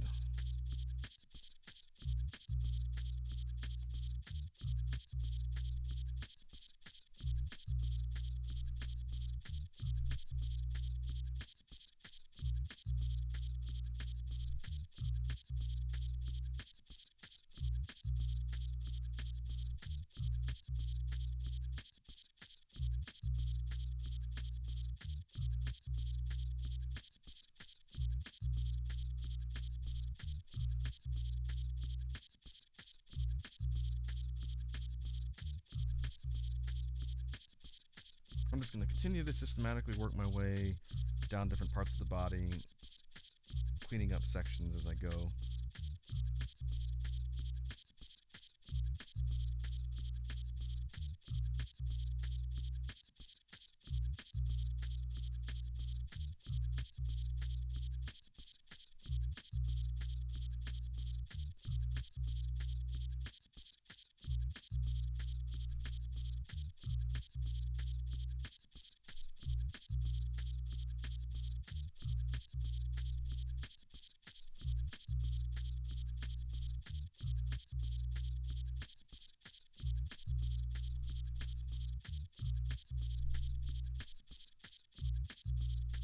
See if we missed any sections here. Probably the ends most likely didn't fill completely just because of the small pixel sections.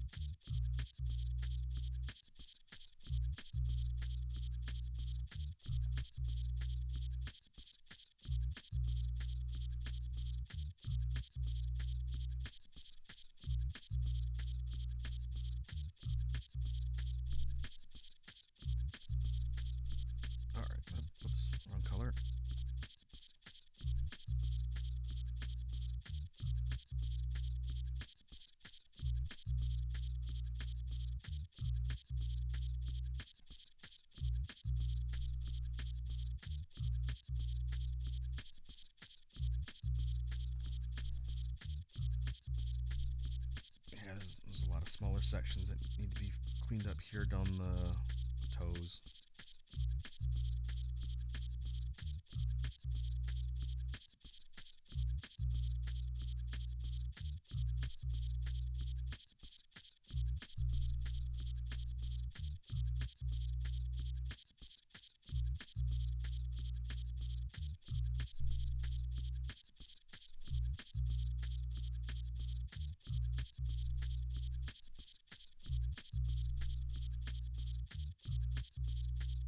Okay. Do one more pass through this section. Make sure the claws on the other side aren't partially filled.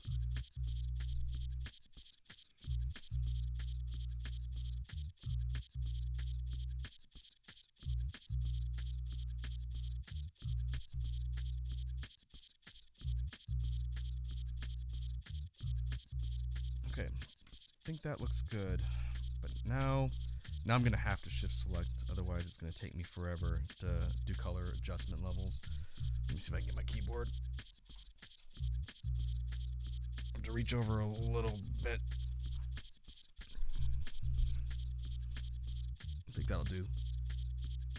What I'm going to do now is I'm going to take the color layer, I'm going to grab each section of the red shell plating using the wand selection.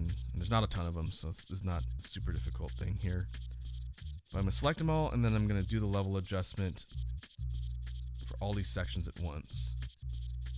Normally I would do the level adjustment globally, but I don't want to change the main kind of teal skin. So let's see, we go tonal correction, hue, saturation, luminosity. You guys can't see this menu when it pops up, but if I go to the sliders.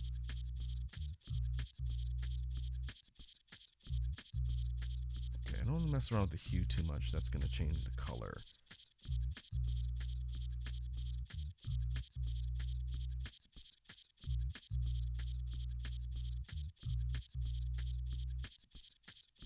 Drop the saturation down a little bit.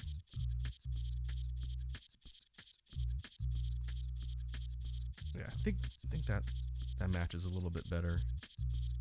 Kind of a more burnt maroon color instead of the bright, almost neon orangish red.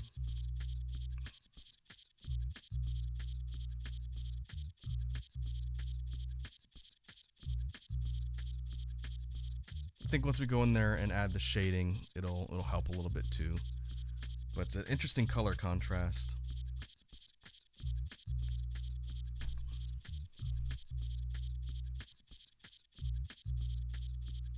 Let's go ahead and save that. I'm gonna go straight into shading, and then if I need to adjust anything else on the fly, we can do that.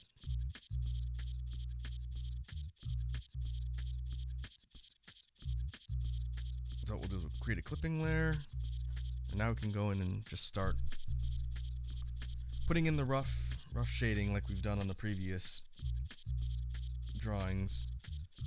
Rough shading, and then a cleanup at the end, and then that'll be it.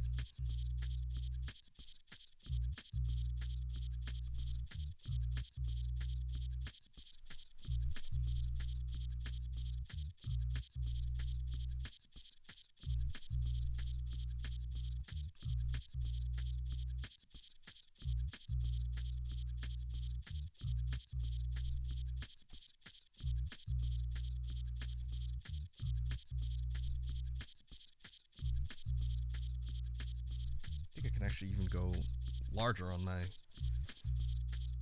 pencil.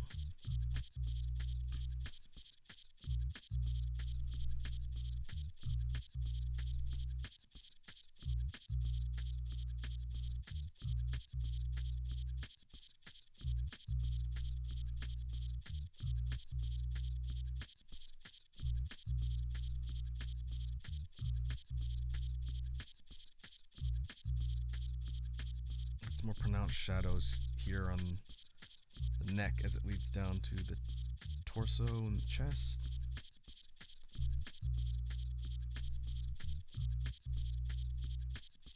Oh, I mentioned I was going to switch the track. Let me do that first.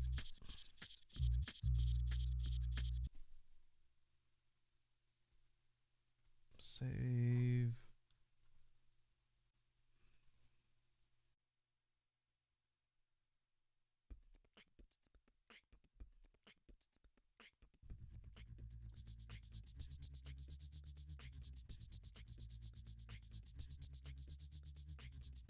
Interestingly enough, this one also has a similar hi-hat run on it.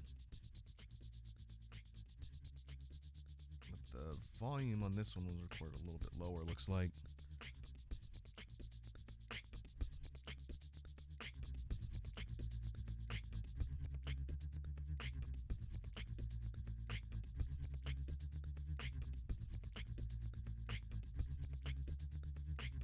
We'll leave that there for now.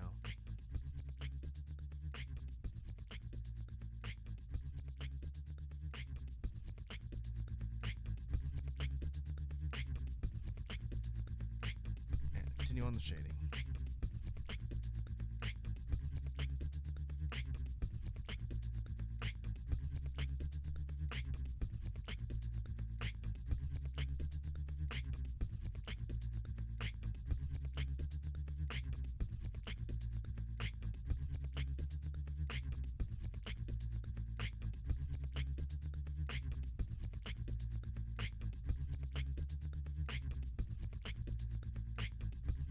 For this particular part, like we've done on the previous drawings, I'm going to shade each respective colored section at once, so I'm not constantly flipping back and forth between my colors.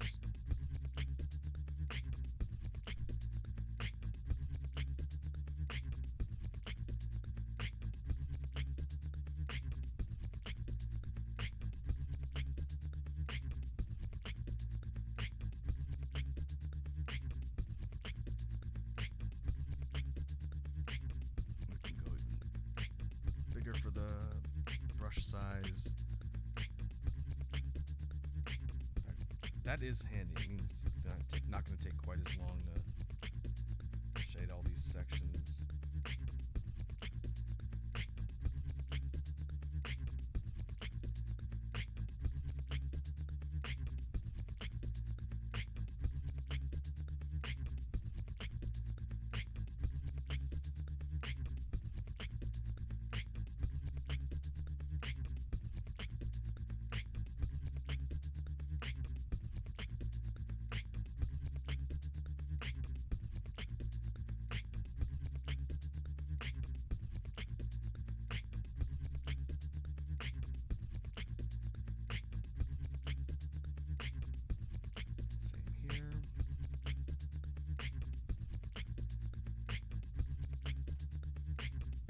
Putting down the highlight and shadows is also a good way to see if there's any additional sections that I forgot to clean up or missed. I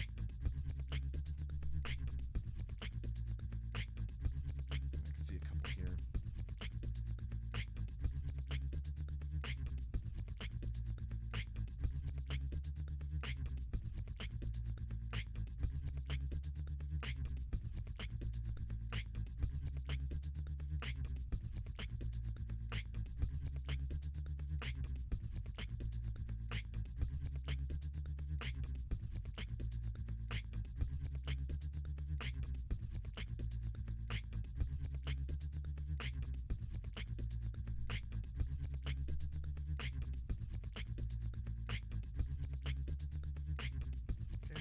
Tail and the other hand or paw, and then that should be it for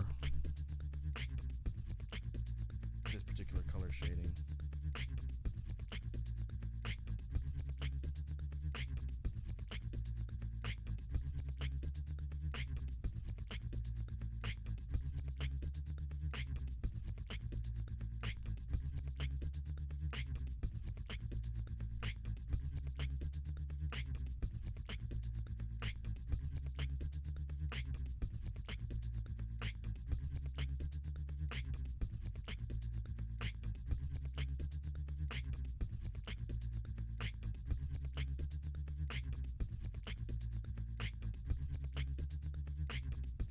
Here.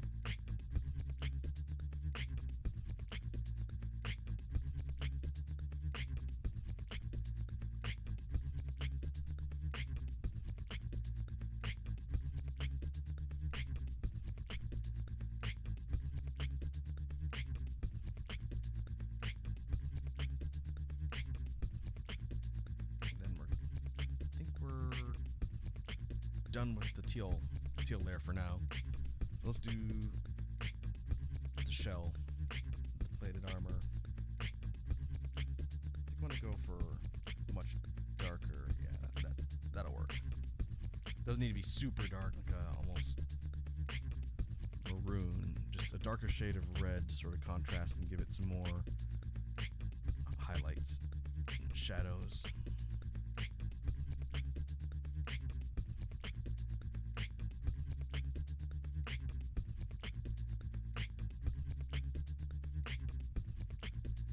One method for creating highlights that I've seen, some artists I follow do their shading that way.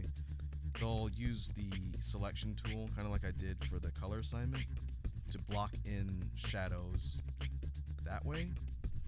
I've tried doing my highlights that way, and it works fine, but because I go back in and clean up the edges manually like that, there's no real need to block them in initially, since I tend to change the orientation or the layout of where the shadows fall anyway. But I guess if you had a really good eye for how you wanted to block shadows and you didn't go in and do any sort of correction or editing later, you could just block them in once and have it done in one pass. I'm just not that good at shading.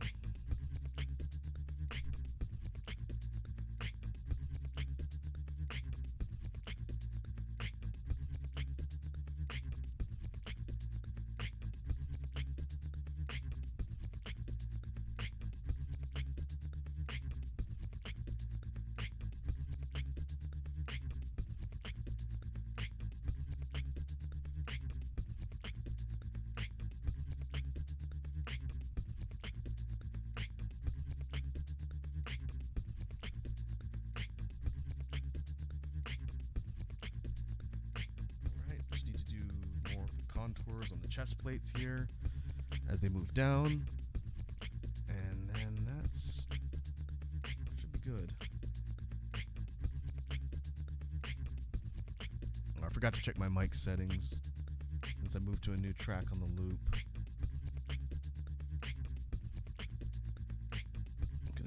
I'm gonna boost a little bit. EQ and dynamics. That should be fine. People can let me know if they have trouble hearing me over the track.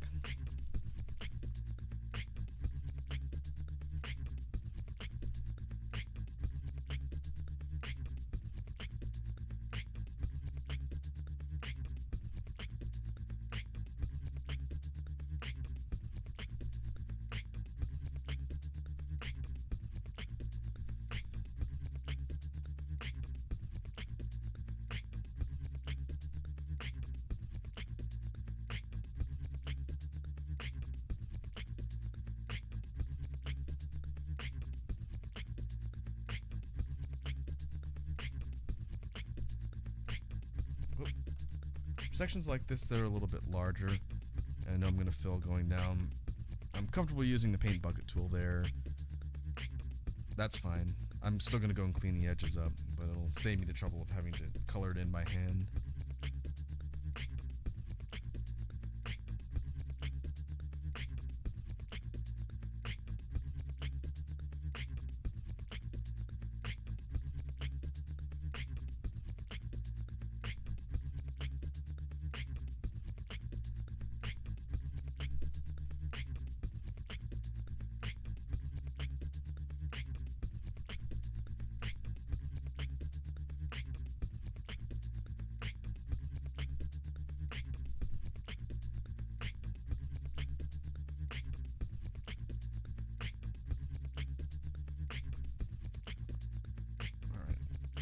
Here, need to be a little more systematic.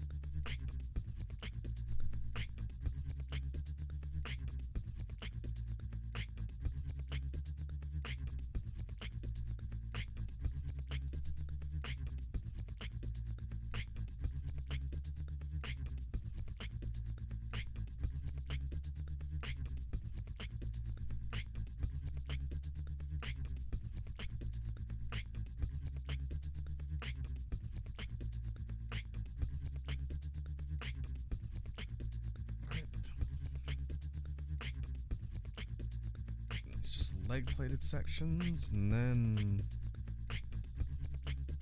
I think the next big part to shade is going to be the hair, so we'll do that next. Fur.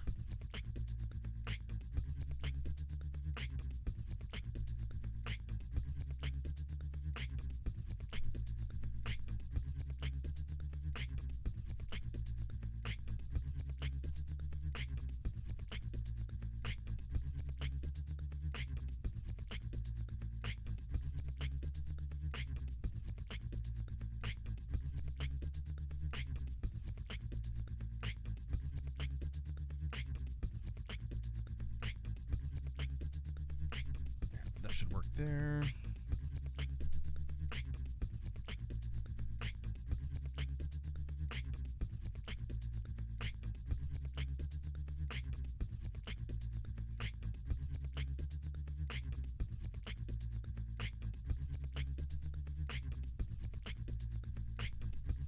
You drop in the color in those sections on the lower part between the toes. Careful not to overflow into the other sections.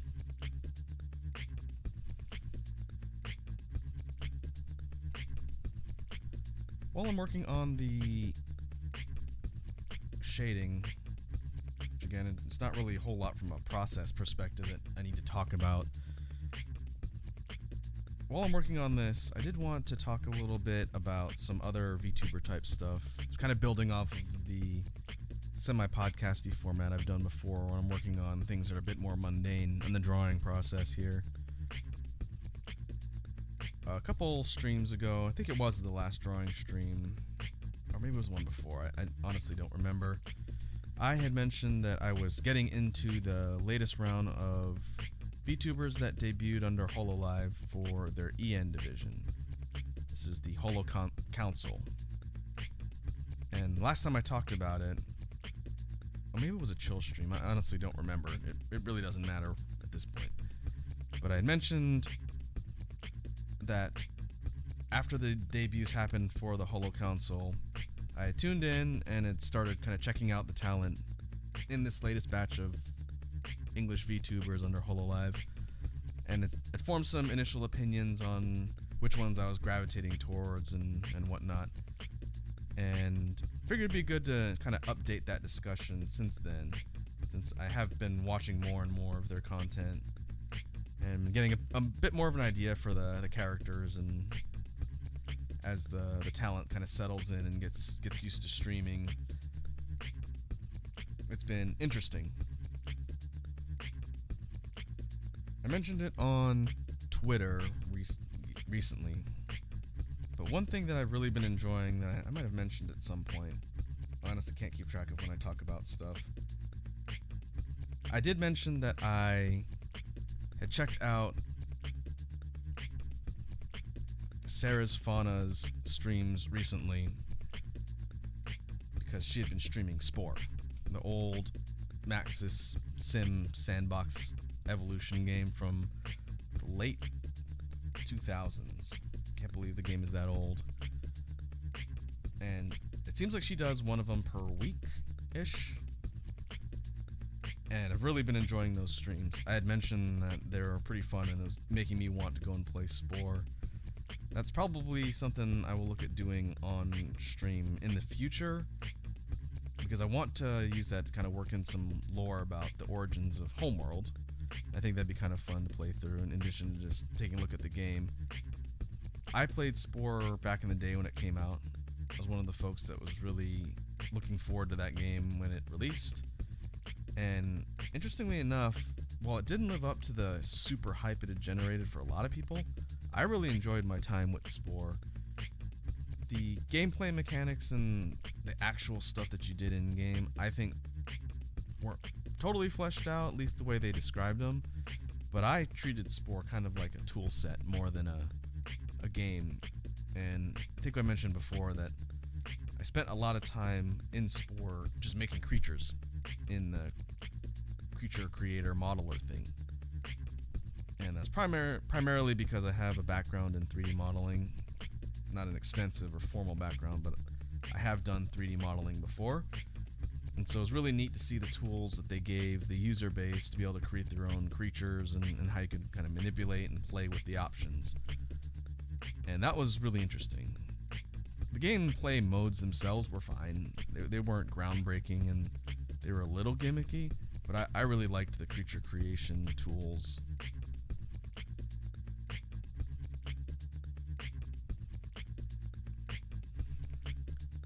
So even though some people might have been disappointed that Spore upon release didn't really meet the kind of grand scale of everything that was being hyped for, it was kind of the No Man's Sky result, the more recent games where the press and hype was such and so high that the actual product couldn't meet and deliver. Now, unlike No Man's Sky, Spore didn't really have extensive support and development. They had a DLC expansion type thing, and they had that Spore Galactic Adventures, which I never played. But the game itself wasn't in continued development for an extensively long time. Like, No Man's Sky had a pretty mixed launch, and a lot of people were disappointed.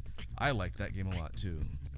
I would play it here on stream, but I think it would be kind of a long, drawn-out thing that might not be the most interesting to watch. But I like No Man's Sky a lot. I liked it at launch, and since then it's received free updates and additional content that's made it leaps and bounds where it was, beyond where it was when it launched. And the fact that the game devs for that game are continuing to put their passion into it is a pretty good comeback story for a release that they could have just as easily ended with them taking their money they made from their crowdfunding and whatnot and washing their hands of the whole thing. But they believed in it enough to want to strive to live up to people's expectations for how much they hyped the game and what they promised. So I wouldn't call No Man's Sky a failed game. And I wouldn't really say that for Spore either, but as far as Spore itself not delivering on what people expected, that was definitely the case. It wasn't for me, but it was for a lot of people. And I could see why.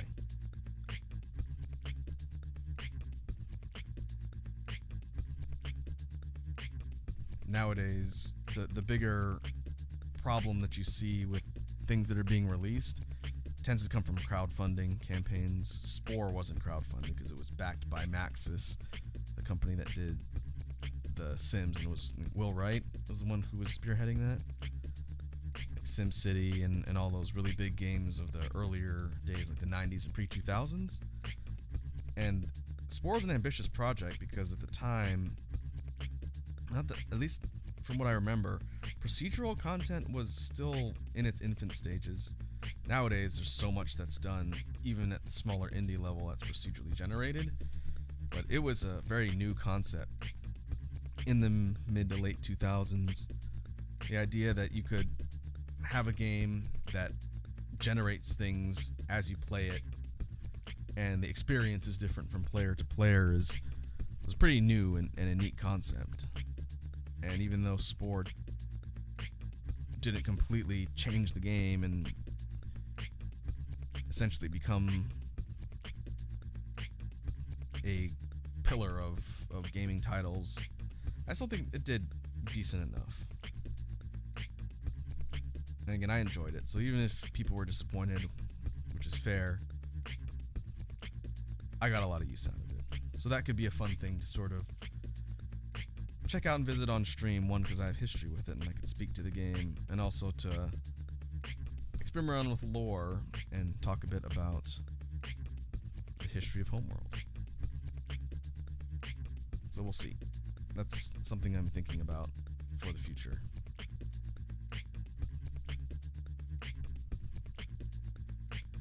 I will say that the game's soundtrack is not super compelling.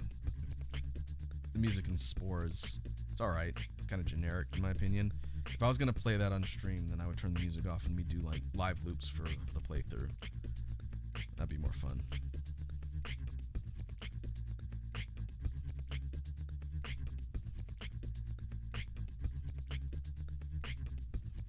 Yeah, I think I'm just going to color this entire section in. It's fine. I think that'll do for the rough shading on the fur. Now I just need to go in, do the claws, these sections of the fingers, and the claws themselves. And after that, it's going in and doing the cleanup, and we'll be just about done with our creature for the day.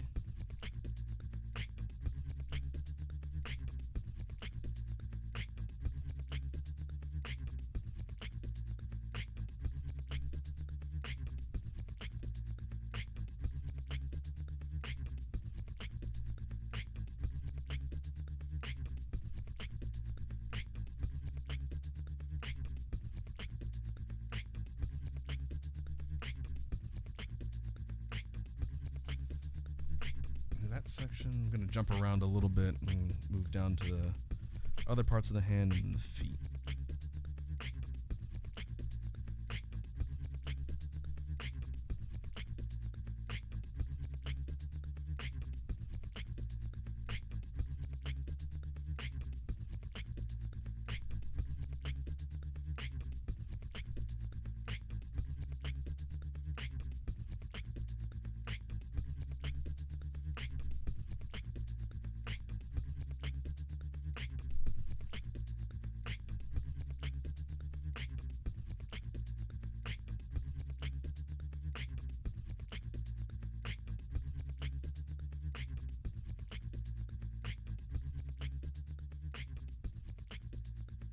Yeah, that'll work there.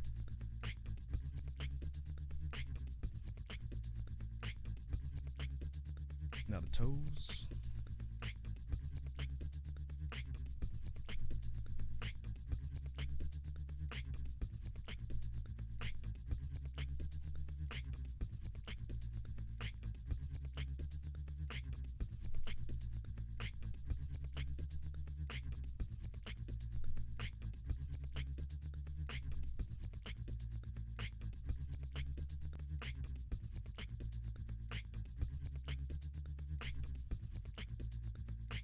Now we do the claws and then the last parts of the face. Then we go in and do cleanup.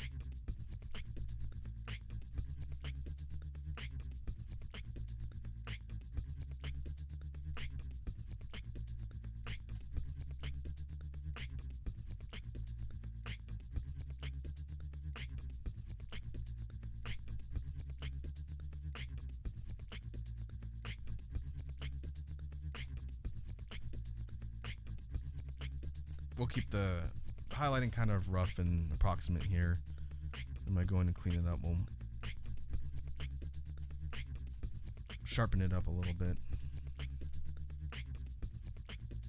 I think because we're working at such a larger scale and resolution, I'll be able to do the cleanup with a large eraser, and it'll go faster than it's gone on some of the other ones, thankfully.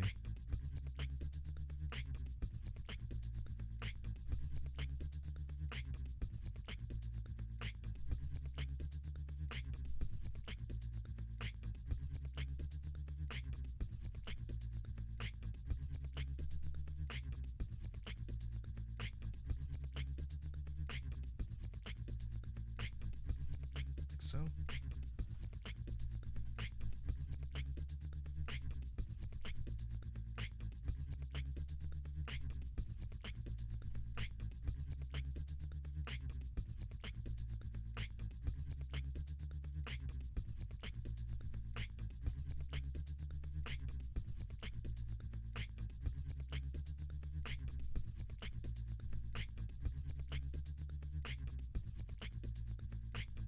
Right.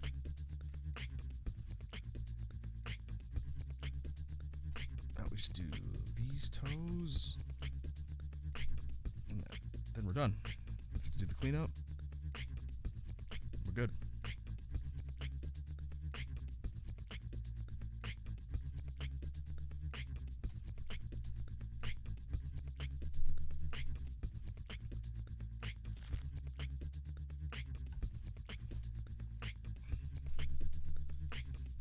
Save that.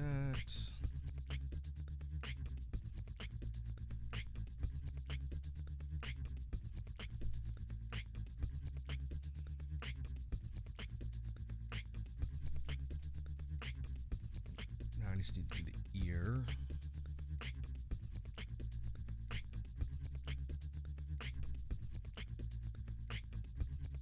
Section around the eye.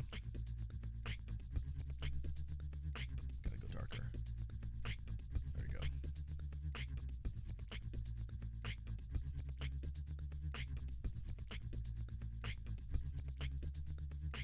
And the eye itself.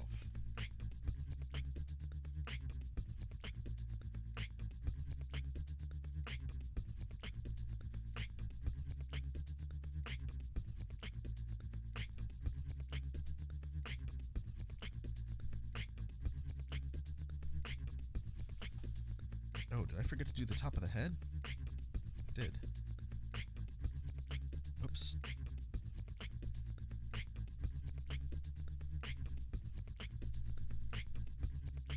That would have been a glaring omission.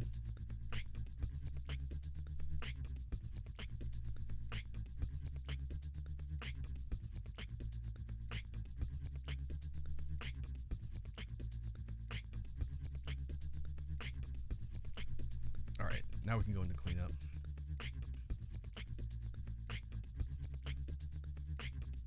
Going back to the discussion about the Holo Council and their content, like I mentioned, the Spore streams at Fauna I've been really enjoying. They're pretty funny. Her overall vibe is definitely kind of different from what I would have expected. I thought she was going to be the kind of soft-spoken, timid one of the Hollow Council. She's got kind of a soft voice, but she's definitely not a timid personality.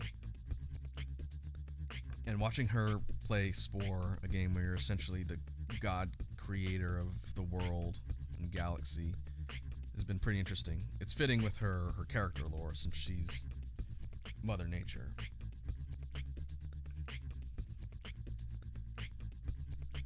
But I've definitely enjoyed watching Fauna and seeing her play through the game. Still think of the members of Hollow Council since their debut. My favorite's still Bells, the Chaos Rat.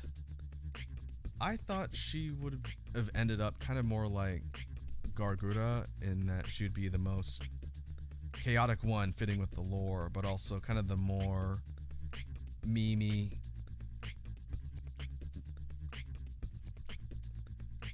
kind of unpredictable one in the group. But since they've posted their content, their debuts, and their subsequent collabs, Bells has kind of adopted more of the leader role, which is interesting. I think all the members of the council kind of have their own part, but if I would have picked someone who would have become kind of like the de facto leader of the group, it wouldn't have been the Chaos Agent. She definitely radiates a lot of chaotic energy, but when she's collabing with her gen mates, it's interesting. She almost kind of becomes more of the organizer and leader, and that's been kind of surprising but interesting to see. And her standalone content's funny. It tends to be a bit more chaotic when she's by herself, and I get serious Kureiji Ollie vibes from Bells once the collab embargo for the Hololive talents lifted and the Hollow Council folks are able to collab with their co-workers or co-members outside of their generation. I think there's going to be a lot of potential for really interesting content, especially if you were to get her, Ollie, and Gura, for example, in one collab. I think it'd be pretty fun. My overall, not to rank them, since it's really not fair to rank anyone in a talent group like that, but as far as who I kind of vibe with the most, the one that stand out to me was Bells, and I said before that my second place pick for the members that I really vibed with was Crony, the Warden of Time, and that hasn't changed. Crony's very entertaining to listen to and watch. She has kind of a smooth and relaxing voice, but her personality kind of a la Callie from Hollow Myth. The concept of Gat Moe when something happens to Crony is kind of funny.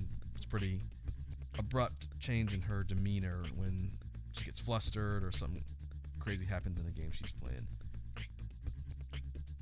But between that and her sense of comedic timing has been very interesting to watch. I think anyone who's been following the Hollow Council content since they debuted has probably seen like the first, what I think is like the first meme to come out of that group among the community, and that was when they were all playing Minecraft.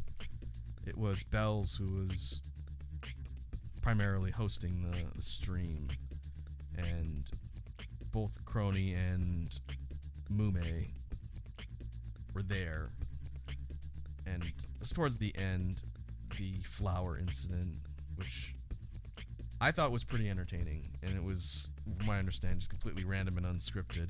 Basically had Crony doing her text-to-speech impression, saying the word flower over and over again, and Nanashi Mume just losing her mind and laughing. It was pretty entertaining.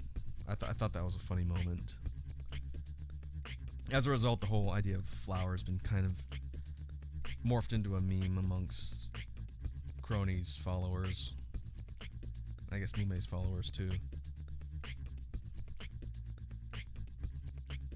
But in addition to Crony, I'd say my personal ranking for the Hollow Council members that I kind of vibe with would be Bells, Crony, Fauna, Mume, and then Sana. Sana's the one I've watched the least of, but she's also pretty funny. She sounds very Australian, and she tends to kind of troll her other members a bit, which is kind of funny.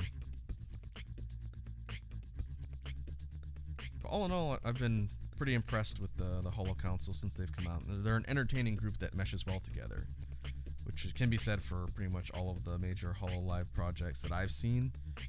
They curate their talent well, and they put people together that have a pretty wide variety of talents and personalities that mesh well. And like I said, the potential for shenanigans is going to be even greater once they're able to collab with other members from within Hololive, like EN, Gen 1, or Myth specifically since they're not numbered, and ID and JP.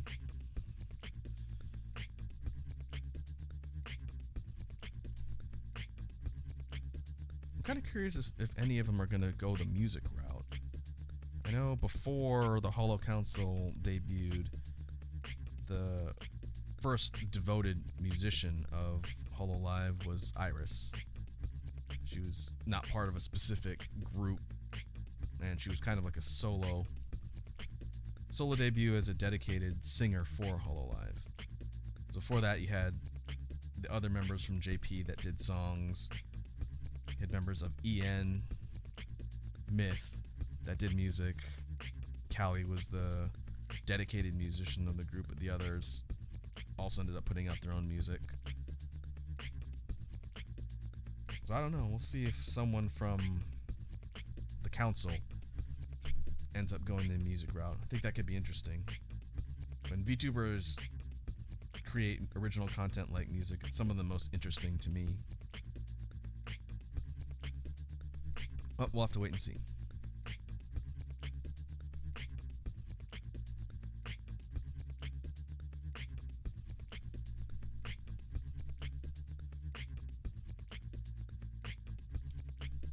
Continuing to do cleanup on the highlights for the fur.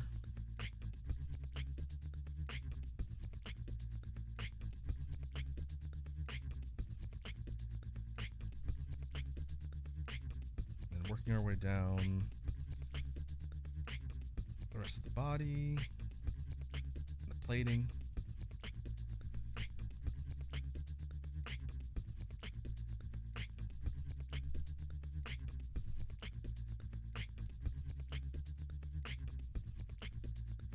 Like I mentioned before, because we're working at a kind of large scale, it's relatively easy to work through all these sections, except for some of the smaller ones where I need to be a little more precise. But the large scale means I can go at larger brush size for the eraser that I'm using to clean up the shadowing, and that makes it easier.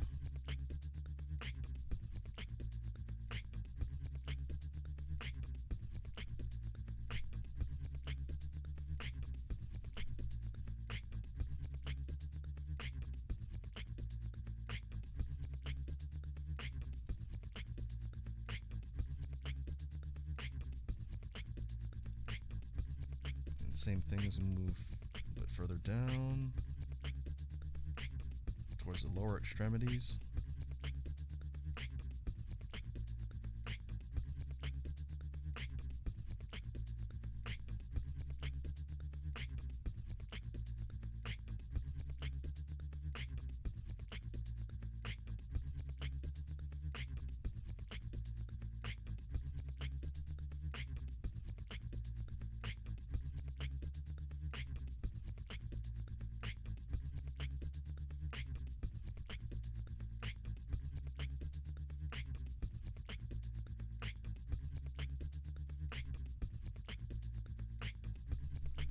Too much there.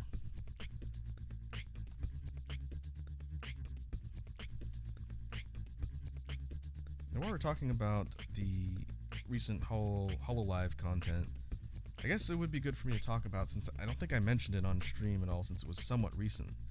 But Holomyth, the first gen of talent in the English group, had their 1-year anniversary stream earlier this week. And that was pretty noteworthy, and I didn't get a chance to catch it live. I think I was actually streaming when it was going on. But I went back after it was done and watched the archive and the highlights. And it was really cool. It's kind of hard to believe a year has passed since that group debuted and landed on the scene.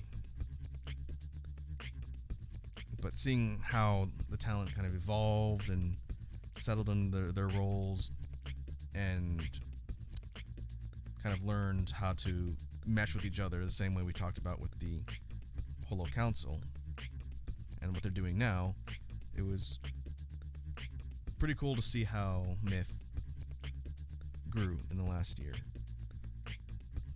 And there was lots of interesting, funny moments, a lot of emotional moments in their anniversary stream. I still need to go back and check out the solo anniversary streams the members did. I saw Callie's and Gura's. I haven't seen Ina's, Kiara's, or Ame's yet. I need to go back and check those out on their respective channels. I think they did that after the big one, which was done in VR chat, which is a pretty creative way to do that. I don't think I've seen something to that scale done for the big VTuber groups, and it was executed pretty well despite some of the scuff. Looked like they had fun, and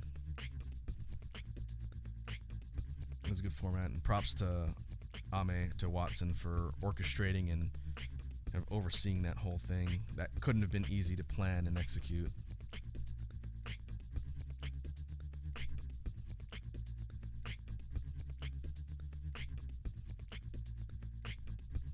But it'll be interesting to see where Myth goes.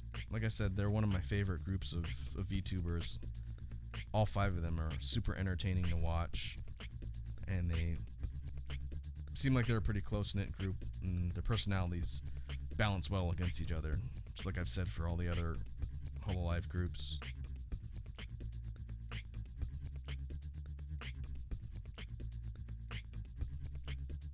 Hearing the Myth members in their anniversary streams talk about how becoming VTubers really changed their lives over the last year or so is pretty noteworthy as well. I think, given the state of the planet and where everything is now, starting a career in something like entertainment would be very difficult outside of the sphere of things like VTubers.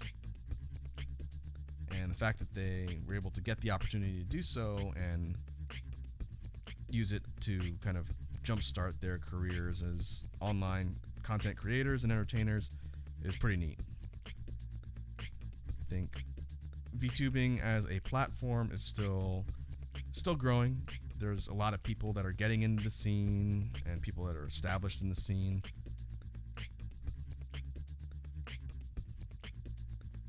And I think it's going to continue to grow.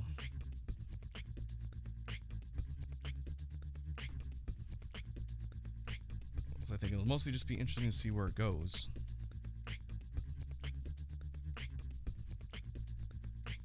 And I think the potential for all sorts of different types of content and things to be done with the platform itself as an entertainment form is got lots of possibilities, endless possibilities, really, as long as you're creative.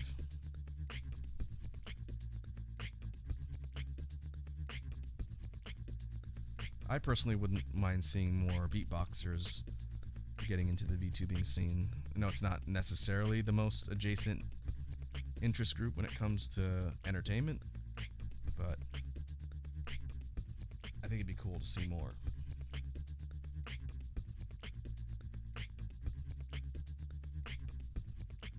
Okay, I'm gonna do one last pass through different sections, and then we'll zoom out and kind of close this one out, and maybe real quick I will do some alt designs, alt palettes for our creature here.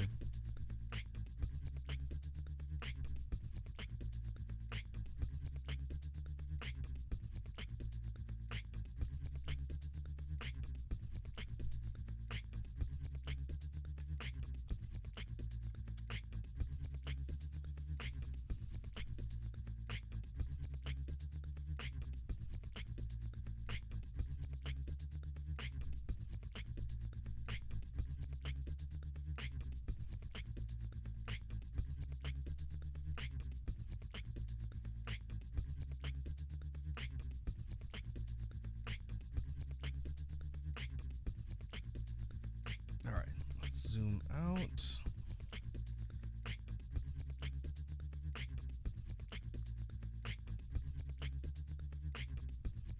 Let's save this.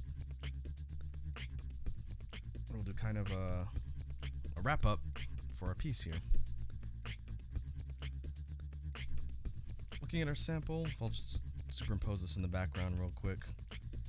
Our final results, I think, did a decent job of incorporating the physical attributes from Zinogre and Volvidon. I'll probably do a comparison later. It's not really important right now, but I do think this one's overall composition and pose and details I like better than the previous one. The previous one was a little stiff.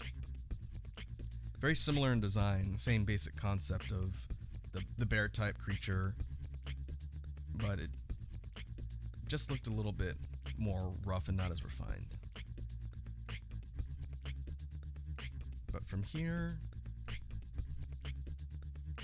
I won't bother importing the other ones from the previous sessions. We'll do that when we actually put everything together later. But what I can do, if I give myself some room so I can get my keyboard over here.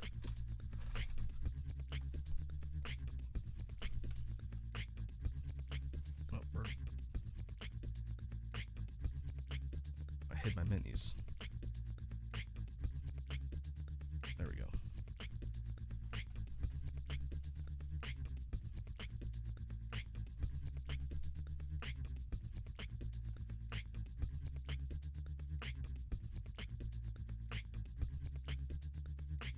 I may do some final touch-ups later before I completely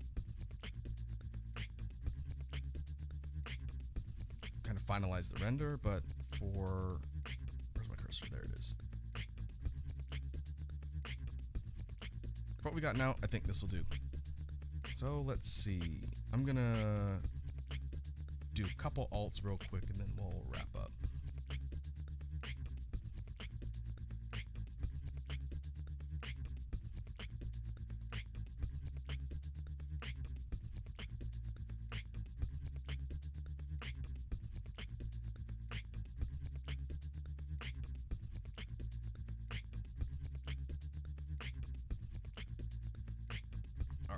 Some real quick edits to the color. I'll do two.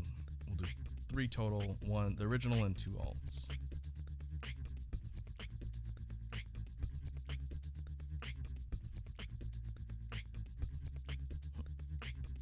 Do Ava colors. Ava Unit 1 colors.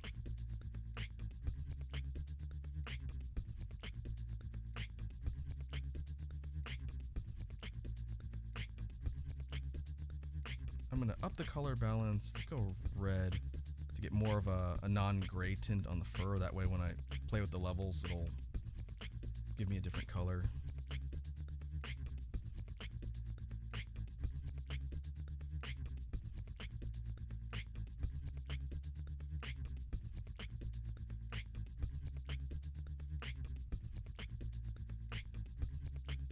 Oh, that's kind of a neat mix. The browns and blues.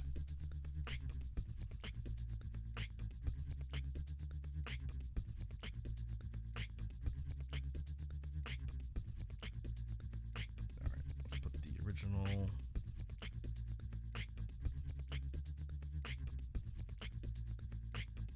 Over here. Alt 1 over here.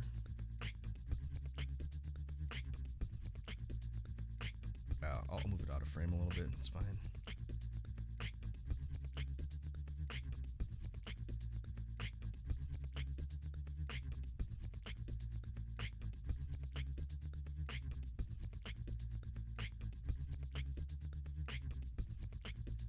Got the bros forming up, ready to go take down the hapless hunters.